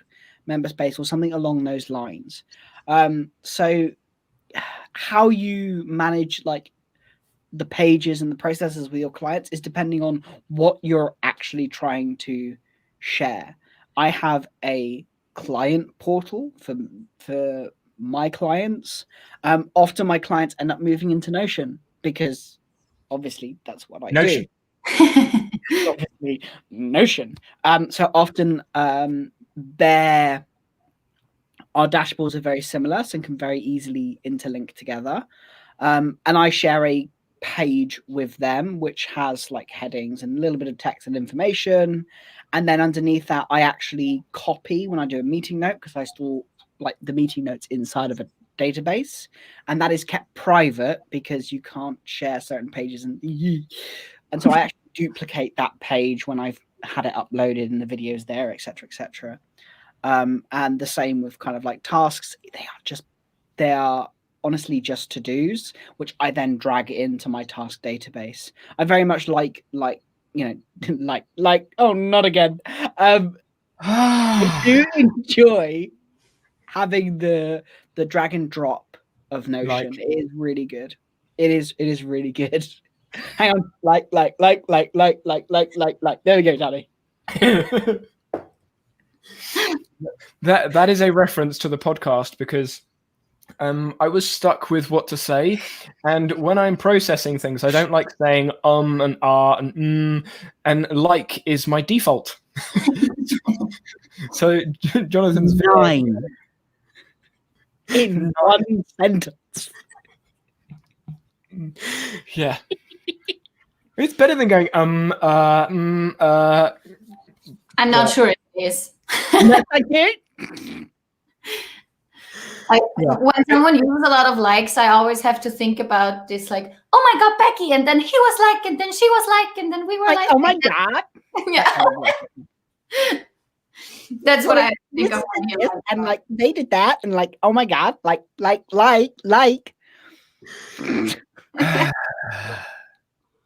Fine. I just won't say the word ever again. I don't think that's going to be possible. I'll probably say it at the end of stream. Right, let's bring up what Gabriel put in chat. Wow, that's literally covered my whole face. Jonathan, goodbye. Oh, I love it. You can put me out for a second. I take a pee break. Okay. That worked. I was just going to take her off screen, but hey. And then remove. There we go. So Danny and John, I love how you've added me and not Jonathan. But anyway, actually, John, you're not in chat. That's why. You should do a live stream about all the features or configurations you have rejected or tried and then stopped, and why. That would be interesting. It would be interesting because I think it would be like a 24-hour stream. Yes. Like, I've been using Notion for almost 3 years. I have gone through a lot of things that I now don't use. Like my Notion examples page in my Notion public page are all of the things that I have used and rejected in the last like 3 months. I think the database has like 130 things in it so far. Yeah, and I have things that obviously I haven't put in there that I've tried and didn't like. So it would. Oh, there you go. There's the word. There's the word right there. Yeah, did not last very long, did it? Really? No, but that made sense in that sentence. Didn't like. But yeah, so that would be massive. There she is. She's come back. We'll add you back to stream. But yeah, so that would be like a massive stream. But there are definitely things that I have chosen to move away from for a specific reason. And my new-ish space that I will show potentially next week. Has, you can see John being like a giddy little person. Oh, it's good. It's very good. If you understand your workflow, there are some things that you can do with Notion formulas that can really make stuff quick. But big like caveat there is you need to know your workflow. I honestly thought you were about to go big, but yeah, I was, but I didn't. So yeah, Jonathan, what would you want to say on things you've rejected? Because obviously you've recently changed your space quite a few times. Yeah, I'm kind of in the process of transferring, like moving between different ideas. It would be so, like, I have in the past thought about creating like an update log and the reasons why, but often the reasons why I remove something is because it no longer serves the purpose. Like, it becomes a problem. It becomes there's a word, friction point for me. And the cool thing about Notion in comparison to other tools, if there is a friction point, you almost always can figure out a way to remove that friction point if you know enough of what you're doing. I don't know what C full stop is saying. What are you trying to see? Could you let us know what you want me to? I mean, I can't link it down below at the moment because obviously we're live streaming, but I can link it afterwards, or someone could put something in chat. If actually, I don't know if links work in YouTube chat. I don't think they do. I know moderators can, but no one's a moderator because I don't have any moderators. But yeah, so let us know in chat what you want linked, whether it's because if it's Jon's space, then just go backwards in the live stream. Actually, no, that won't work because I've unlisted them because they're going to go to the new channel. We will do another, like, I think one of the first couple of live streams that once we don't have guests is us going through our spaces again. Although to be fair, that could just be a video. Especially onto the new channel as well. So for those of you that weren't here at the beginning, either next week or the week after, we will be moving the live stream over to Notion Nerds because obviously Jonathan and I both have a podcast coming out at the end of the month. And next week, end of the month, next week, same difference. And it just makes more sense to be on that channel. So at the moment, it's Notion Nerds, but it's just like a green circle with an N in it because no one's done anything on the channel. I have set up some defaults in the back end, but no one can see any of that. So about Super and the back end of your back end for memberships. We'll do a whole stream on that one because that's quite a lot of stuff. That's a lot of techie, nerdy stuff. I'm happy to help.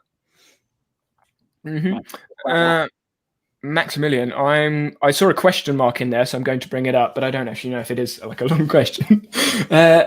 Hello, me and Jonathan, and you're looking to make a live stream all around students setups anytime soon.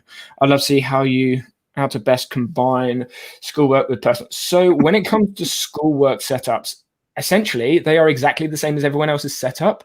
It's just the only difference is instead of it being school, it's business, or instead of it being business, it's life. Like essentially, they are the same framework skeleton setups. Like it's just instead of having projects, you'll have assignments or essays, or for me, videos. The framework is basically the same all the way through. If I bring Teresa's space back up. Only because it's the only one that's currently being shared. Roxana, I want to be a moderator on the Notion Nerds. I mean, there's no point making you a moderator of this channel because obviously we're moving over. But when we move over, it's definitely something we can do, Jonathan. Don't you agree? Oh yeah, definitely, absolutely. Right. Yes. So what I was saying, like with there you go. There's the word again. Like. it's just like so natural. But not the fact you said like again. Do you know what we need on the new platform? We're gonna have like a like counter, like every. You just said it twice. I know. I was being ironic. Yeah, sure. Thing. Watching Danny, and every time he says like, you can like, no. Wow. Yes. No. We cannot condone every time. I mean, that's like to take 9 every sentence. Our live streams average 2 hours 10. Someone will have poisoning, alcohol poisoning, and the live streams. Just to put it into perspective, it was an hour-long stream, and we use Descript. Well, I say me and Danny don't. My wonderful VA, the business wife. She's not watching the replay. You don't have to give her credit. Oh, I do. She decides to watch that replay, I would be in trouble. But she actually edits the swallow. That's water. So many times you have caught me like that. Anyway, yeah. She edits the videos, and she was able to take 9 minutes out of the streams, out of the videos we did, because of us just saying like, and then cackling for a good 5 She seconds. didn't take out all the laughs, did she? No, she didn't. Most of them still stay in because she knows how ridiculous we are. But yeah, she could We are serious professionals. Go on. Go on, say it. Because we are PPs. There you go. He feels better now. Oh, I feel better now. Okay. I'm sorry. Yeah. Well, schoolwork. Basically, what I was saying before we got onto that massive tangent derailing, because Jonathan derailed the conversation, is with Teresa's things, they could be subjects, and then the plan for the calendar, that could be your task calendar. Actions could be tasks, so that could be tasks and projects, or lectures and notes. Calendar could be lectures because you would go to the lectures, wouldn't you? So the calendar would be lectures, the stuff you have to go to. The actions would be, I suppose, assignments, things you got to do. I would have. I mean, I've got a student workspace template. Like I've got a video specifically for it and a template for it, just as one way that you could do it. But again, it's so individual, so dependent on your individual use. I mean, I used a lot of flashcards, so I had a flashcards database. If you don't use flashcards, you won't have the database. And like Teresa doesn't have dates on her tasks, so it's so. Sorry, what was that one? I said I don't have dates on my tasks, so anything is possible. Very true. Very true. Gabriel has just asked a question. I read like the first 2 words. I was like, I'm curious. Oh, okay. Do you want to read out the question? No, sorry. I just read really fast. Sorry. Can somebody? Yeah, I've read it. I just need to actually read it out. Can somebody detail the process of reflecting about values, establishing goals, break down to projects, and then tasks? Jonathan's acting like a child, so I'll let you go first. An episode, I think it's 4 or 5 of the Notion Workspace. 0 is 1.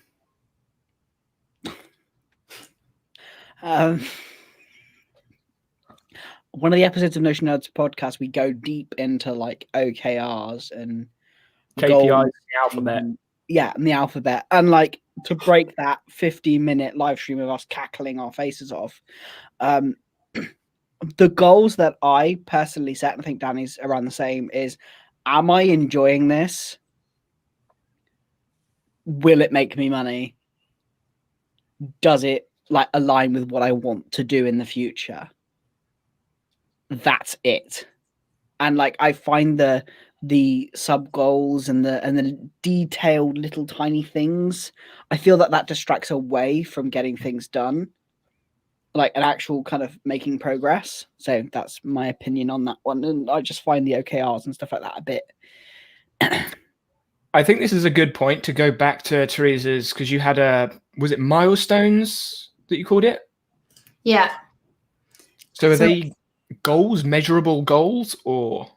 Yeah, no. So I have my values, just like I wanted to collect the values in a kind of cute way so that I can review them. So they are up here. But then I have goals, and they're not measurable goals. My goals are more like vision goals, like things that I want to achieve or I want to keep in balance. And that's why I also have these 5 categories, and they're kind of, I try to keep them balanced, right? Because if I don't see the other categories, I would only focus on like this category, the left one, in my Notion space, and I kind of want to see the others too to find the balance. And then I have the milestones, and those are the more measurable goals. Like those are like project goals, or like where I actually try to accomplish a bigger thing. Or are you laughing because I said like 3 times? No. You got caught out that time. Me? No, I coughed. Sorry. Oh, okay. Okay. I caught it though, because everyone's moaning at me about it. Yeah. I was just me up and down because I like the GIF in that one. Just... You like Mr. Miyagi looking at you. It was the one jumping, like the. You can do. Yeah, it. Yeah. Well. Yeah, so these are the big things I want to accomplish. Like, for example, we're moving in November. That's one thing. We're planning a wedding. That's one thing. My landing page and case study is one thing. My homework for my module, it's actually not the second, whatever. My homework for yoga therapy school, that's one thing. So those are projects that I want to finish. And then my actions are the actual tasks that I break those projects down into. I also have these like progress bars. I'm not sure if I like them. I just kept them because they were in the template that I used, and you can choose what your target is, and then you say how far you've already progressed. But with most of my projects, that's not really quantifiable. Like, I don't know how far along on my move I am. I just pick 10 as a random number and then think I'm kind of almost halfway through.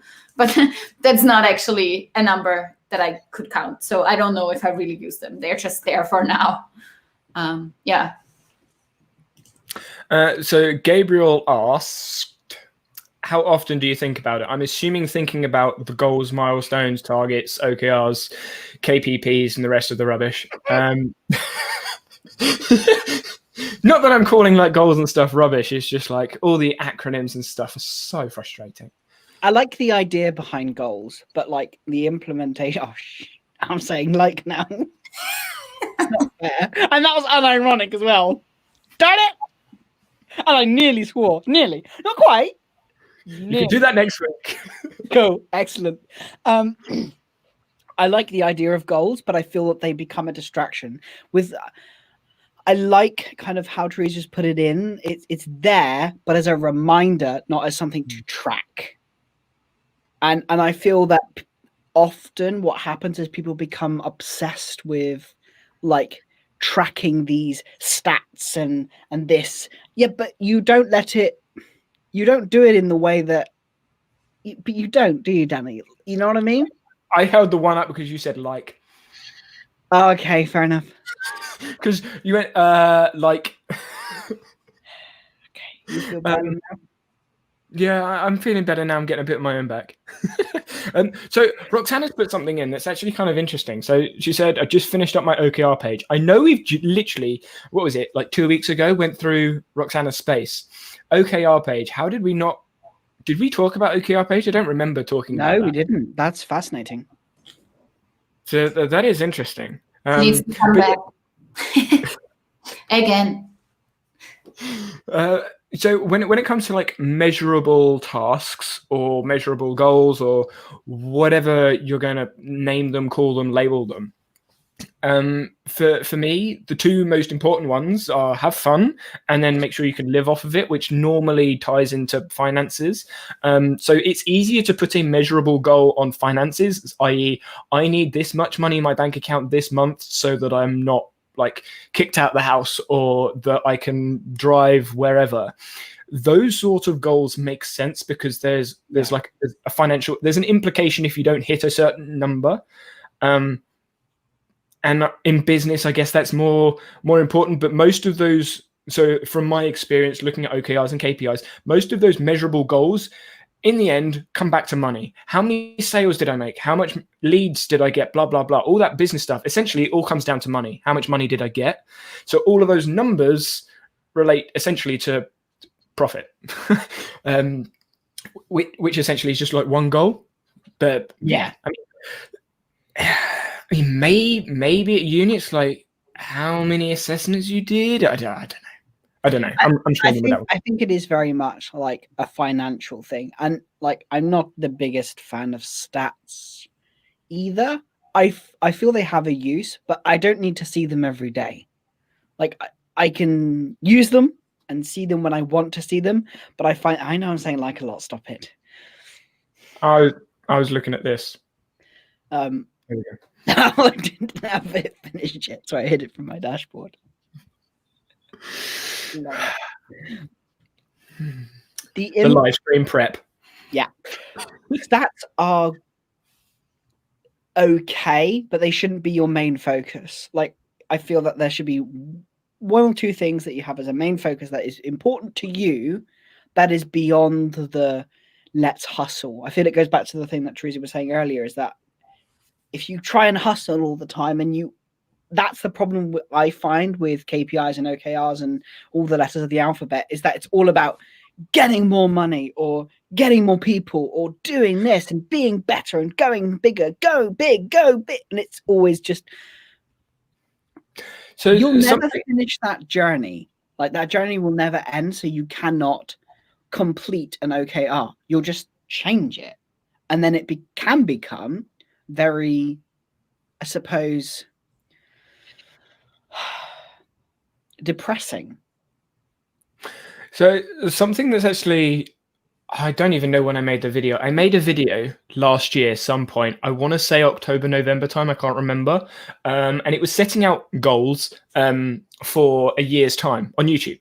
So there were YouTube goals. It was kind of like an accountability video. And I set myself to get 1 subscriber every day. So it would have been 365 subscribers like a year from then. That goal, I couldn't control that in any way. So it was more of like that would be nice to hit. But then I think I said in the video, I don't remember, but then I said, I'm going to make at least 1 video a week. And that is something I could control. So that was a measurable metric, a goal that I could hit, but I could control what was going on. With leads, with marketing, with sales, you have an element of control over what happens, but essentially it comes down to, does someone want to buy this thing? Does someone want to get that thing? It's not entirely in your control. And it's the same with your goals for academics. I want to get a first-class degree.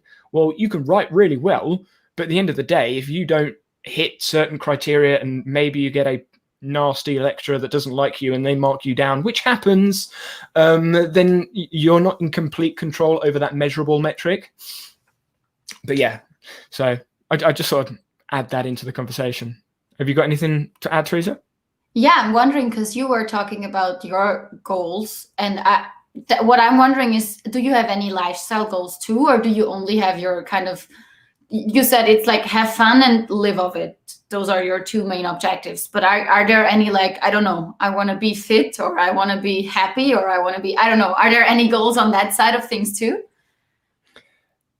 No, it's literally like have fun. Essentially, if I wake up and I want to do whatever it is that I'm going to do in the day, I know that I'm doing what I should be doing. If I wake up and I realize I really don't want to go to that lecture or turn up to this job or talk to this person, then I'm going to try and find a way to do something else, pretty much. And it's like, so with sport, sport is my life. And I was playing sport. I took part in like 4 sports for the longest time. Then I stopped playing sport, and I found myself not depressed or irritated or anything like that, but I felt I missed it. So I started playing football again. And now I'm enjoying playing football. So I'm following the fun. I mean, it's very similar with everything else. So with food, I don't eat unless I'm hungry. I don't drink unless I'm thirsty, or anything like that. So I follow auto-regulation. I follow my body. Like, if my body tells me I'm tired, I will sleep. Then I will let my body wake myself up, which typically is like 9 or 10 o'clock in the morning. But I can do that because I've created an environment that allows me to do that. When I was at school, obviously I had to wake up because I had to go to lecture or whatever. So my goal is have fun. And if I'm not having fun, how do I change the environment so that I am having fun? Does that answer the question? I see lots of nodding.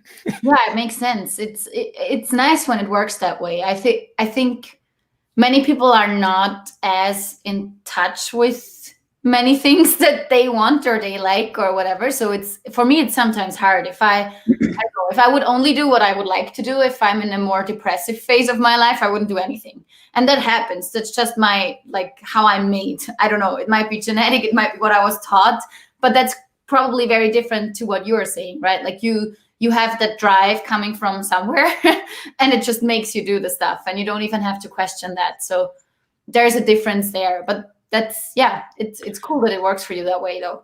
I like to follow up on that because I have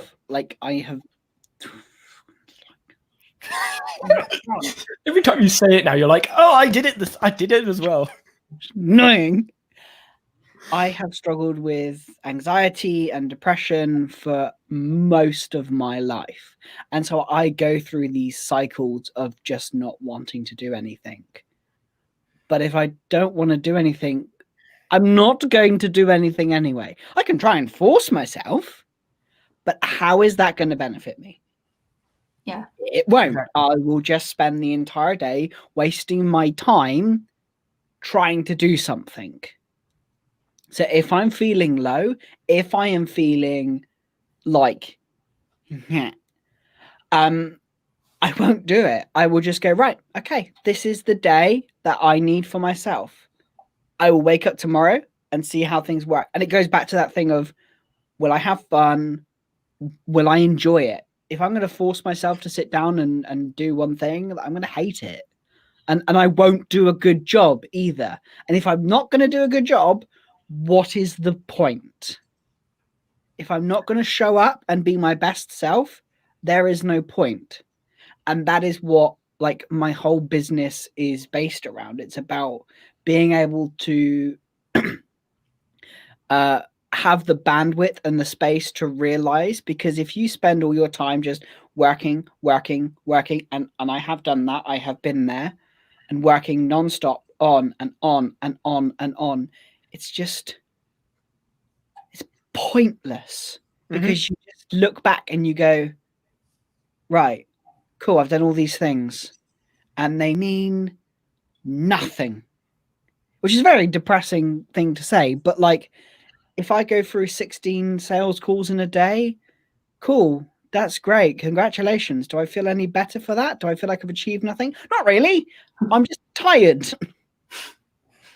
I'm exactly the same. And like a couple of years back, similar situation, which is where the fun goal came from. Because that's what I realized. I was like, if I'm not having fun, then I'm in a not so great place. And I think it kind of can tie into the $10 an hour, $100 an hour, $1,000 an hour or day, or whatever that conversation is. Yeah. And for me at this point in time, yes, obviously money is needed. Like if you don't have it in life, then you're going to struggle. But I would much rather do things that I enjoy that gets me enough money than do something that will get me loads of money but I can't stand doing. Which is why I sit in communities all day, every day, because I love talking, which you can probably tell, because you said, oh, we may not hit an hour. We're closing in on 2 hours. I don't think we've even gone through everything yet. I realized. And it's like, so I love talking. I love interacting with people. So I thought, okay, how can I do this and earn money from it? Then I know I enjoy learning. I know I enjoy talking, obviously. And then I'm a creative individual naturally anyway. So what can I do that puts those three things together? Content creation obviously fills up the creativity and it fills up the sharing. And live streaming fills up the conversations, because I can sit here and babble on for 2 hours while people listen and laugh and eat popcorn at planes. And also, I think because, especially for me, I'm autistic, so my brain doesn't work normally. So I can't go with those stupid goals. I find I have to have a point with what I do. And so there's a question here which I liked. Not that one. It was earlier. Yeah, from Gail, I'm assuming. Yeah. When did your use of Notion shift from being a case of procrastination planning to an effective aid for your own mindfulness? It just has. Like, I needed to build something that gave me the space to be me. Like, I love to learn. I love to discover new things. And so a lot of what my Notion system is about is discovering new things. I like having the freedom to do tasks when I feel like them, so I move them around. I also know I struggle with knowing how long a day is, how long a couple of hours are. Like, I very quickly I don't understand the concept of time. So the formula which tells me the 2 weeks, 3 hours, minutes, that has been amazing for me to go, oh, actually, that project's due really quickly, because a date meant nothing to me. Now, I will say this, because otherwise he will, there it is, there's the face. I knew it was coming, so I just thought I'd cover there first. No, I wasn't sure if that was my one or if it was one that you'd made, because obviously it is your one. It is your formula. That's why I liked it so much, because it really does show you in a visual, like a very quick glance, instead of all these complex like Gantt charts and calendars. I like if I look at my green little section and see how many weeks are done, how my progress is going, I can feel good and know, okay, this is something I've got to look at. Cool. Do I feel like it today? No. Do I need to do it? Yes. Okay, cool. Well, then let's plan around that. And that's when I do kind of structure I don't structure my day. I kind of have a plan on what I'm going to do so that I can just go through it and experience it. And because at the end of the day, it's never going to end until we're all dead. And so you might as well enjoy very it. abrupt. Like, well, it is, because I want to live my life to the fullest. Mm-hmm. And to do that, I want to do all the things I love doing. And if I don't want to do something, I won't do it. So I don't know whether, Jonathan, you saw this, but on Instagram, I talk quite frequently. Like I say, I like talking. So I'm on my stories on Instagram a lot. And LinkedIn has recently put stories. So I'm also on LinkedIn stories as well, because why not? So it's just more talking. I just love talking. But I think I can't remember when it was. It was a couple of days ago, I think. But I woke up and I was just not in the mood to do anything. And I even said it on the stories. I was like, I just don't want to do anything. But I've shaped my space so that there is always something to start with. So if it's not a high priority task that I need to get done, then I can go down the list and be like, do I need to do any of that? Or can I start with this? Or maybe it is quite literally just having a look at my emails, because that's something I'm going to do every day. Maybe it is just looking at my email and seeing what's going on. I have lots of different options and different points where I can start my day. I recently heard this analogy in I don't even know what it is, like a podcast lecture video type thing, impact theory. And I clipped it. It was in Notion, and I rewatched it, reconsumed it again a couple hours before the stream started. And the analogy was essentially we're a car, right? There was a car, and we're trying to get the car moving. Getting the car moving is really, really hard, because obviously you need to put a load of force in to get the car started. But assuming the car is on a flat, once it's started and it's built up momentum, it's easier to push because it's already rolling.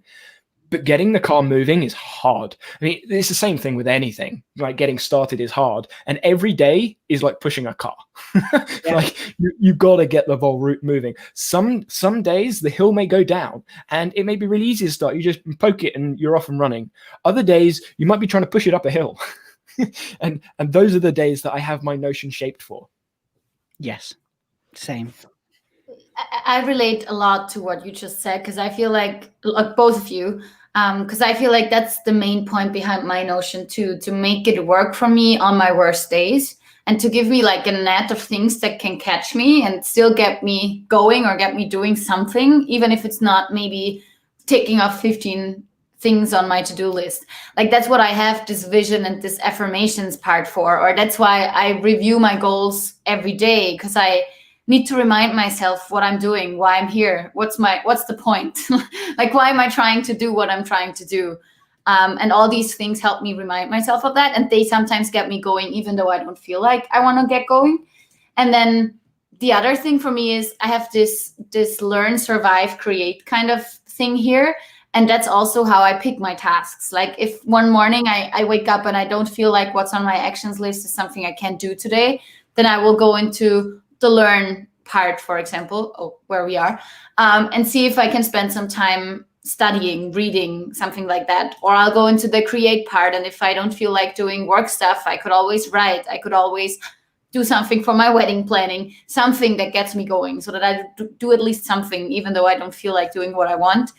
And the survive is like, if I really don't know what else to do, I can always come here, and those are like the basic things to do. I really like that separation.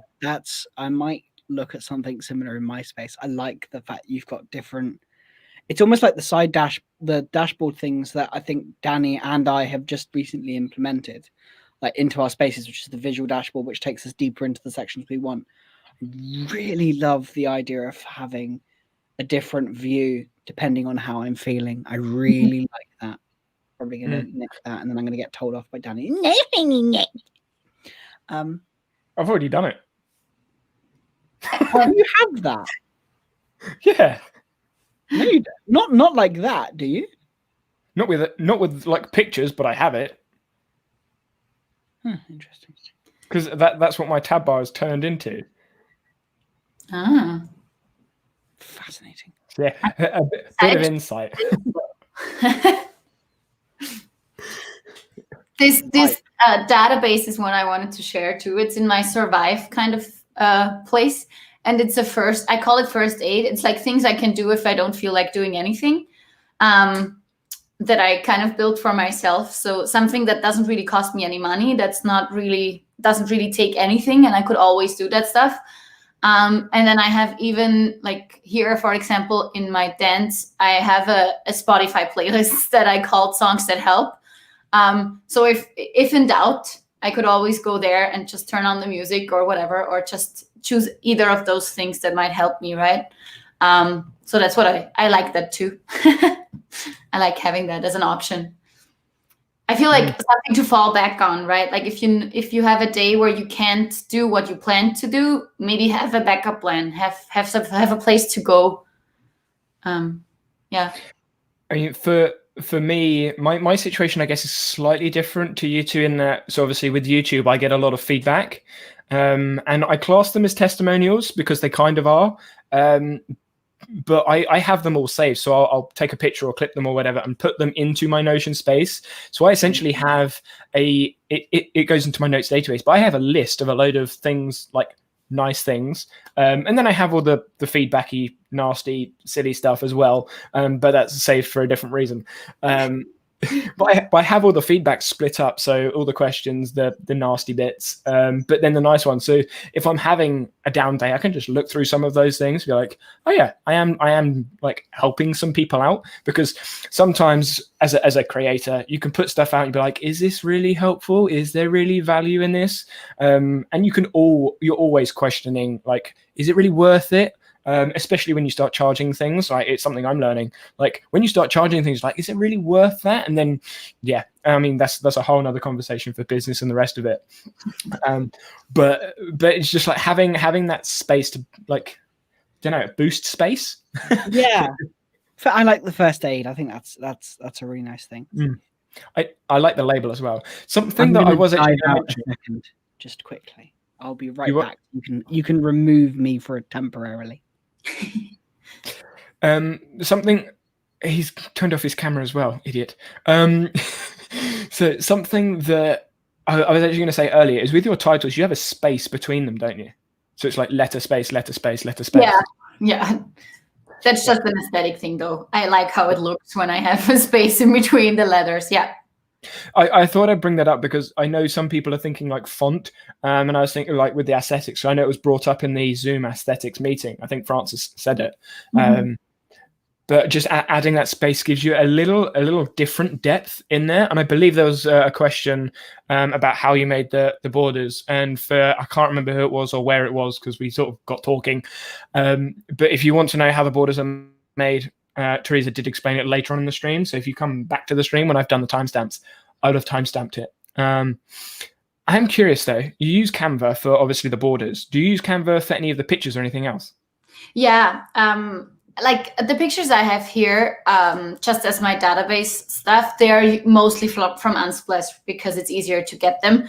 But I was particularly looking for stuff that's white because I didn't want, like if in my planning database, for example, I have these value GIFs, and they are super colorful and almost a bit too much for me, but I wanted to have it clean in my things database. So I was particularly looking for white pictures, or mostly white pictures, to keep it clean and quiet and not too busy.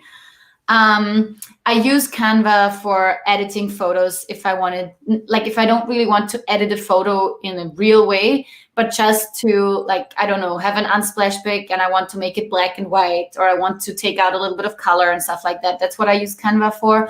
And then also on my website, in my meditation course here, For example, here I put week 1, week 2 stuff on the pictures. I also do that in Canva because it's so simple. Like really, you don't need to know anything, and it's free. So Canva is really easy for that kind of stuff. Yeah. I also use it to make Instagram stories sometimes. If I want some nice stories, I use Canva for that. Yeah. I was actually going to mention earlier, do you want to say what your Instagram is? Because obviously you didn't mention it. I don't have it linked at the bottom. Yeah, my Instagram is move.balance.sing. And if someone is interested in the courses and stuff I'm offering, my website is called wait, I always have to look it up because I tend to mix it up. Yeah, worth-well.com. Worth-well.com. That's where you find that stuff. And for the month of October, it's also free to sign up for my online community. After that, I will start charging a subscription. But if you want to sign up, the code is October free. And then you can sign up for the online community in Circle SO. That's where I run my community page. It's like a Facebook group, but without the distraction of social media, which I like. So yeah, if someone is interested in that, you could always head over there and sign up there. I am not an idiot. I turned it off so that you knew that I was gone, so that when I came back in and I turned it back on, you knew it was there. Could I not just look at the camera and look at you sitting down? Because I can still see.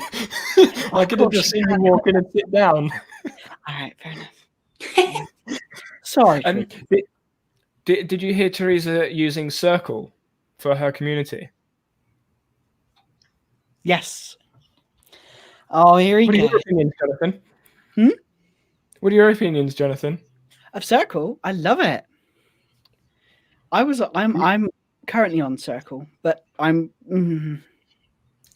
yeah. I really love Circle. Like, I think it's great. Outside of Facebook, I hate Facebook. I feel it's just so yeah. I think there needs to be something. So are you moving at all?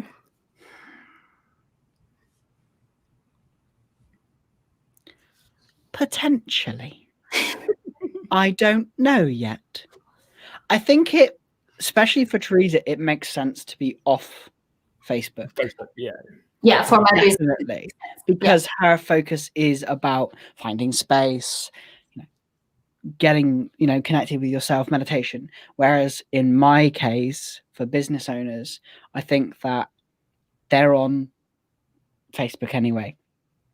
I think that I would prefer to keep everything off of Facebook, but I think it is very much community based, and you have to go where the community and your customers are. So I may be leaving Circle reluctantly, incredibly reluctantly, but I may be, sadly. That's what Danny wanted me to say. Yes. Yeah, I kind of wanted you to say it, but I was also like, I wanted to hear as to why, because I hadn't heard that bit. I knew you were moving, but I hadn't heard the why. Purely because of customers, where they are.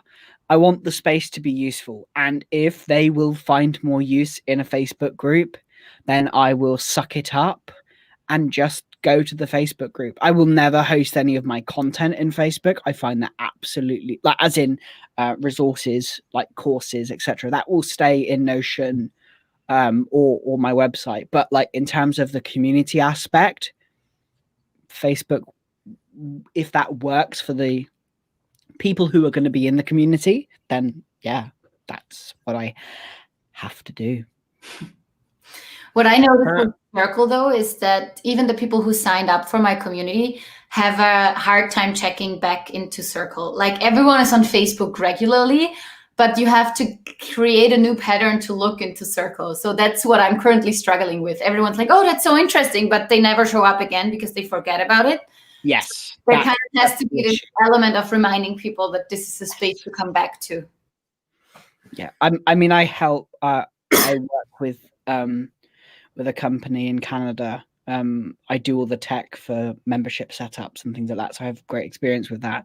And that is one of the really important things. You have to have an incredible onboarding process, and you have to get them into the habit fast. And if you don't, then you can lose your community fast, which for me, I think that's what happened. But who knows? I was just going to say with this question, Natasha, what we will probably do is turn this into a podcast episode, because that is going to be a very long conversation, and we are currently sitting at 2 hours 15. So what Jonathan and I will do is note that down, and we'll talk about it as a podcast episode. The first one is coming out at the end of next week, end of the month. First three.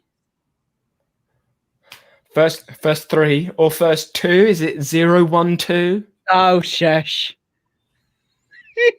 Exactly. It's 1, 2, 3, not 0, 1, 2.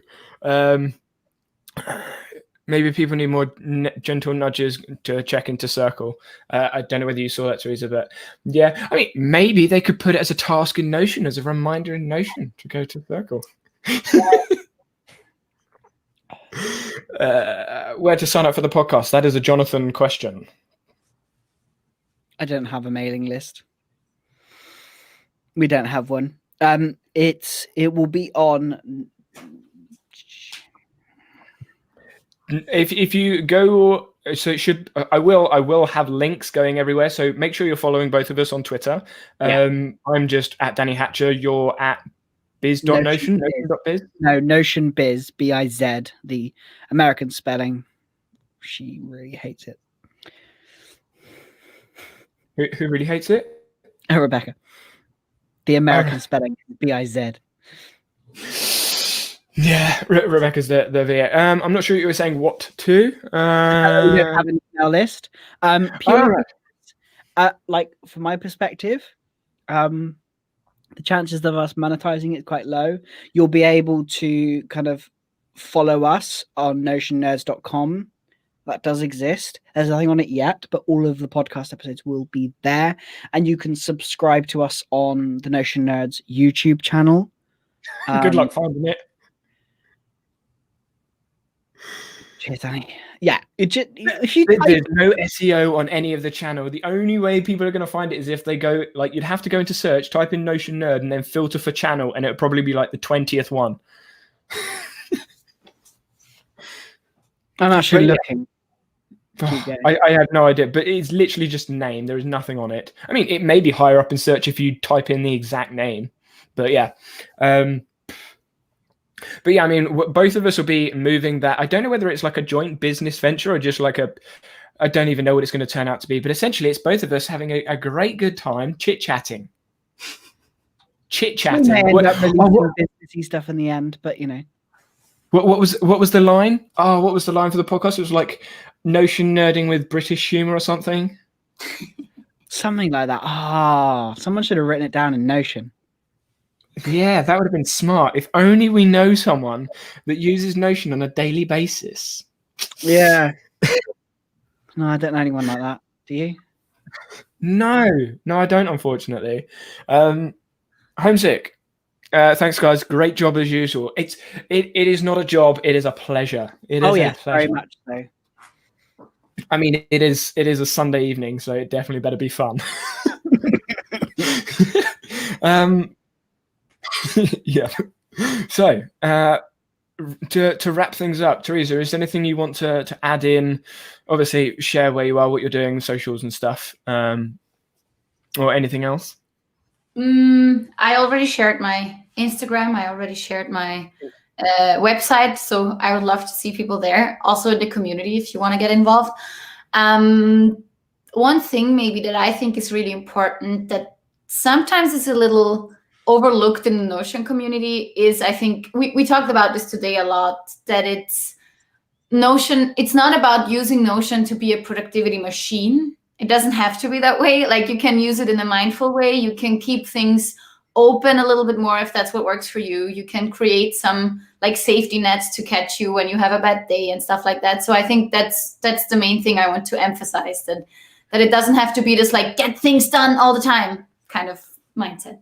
I think that we need to do an episode that on the podcast and bring you in. That'd be really cool. I've just decided that's going to happen now.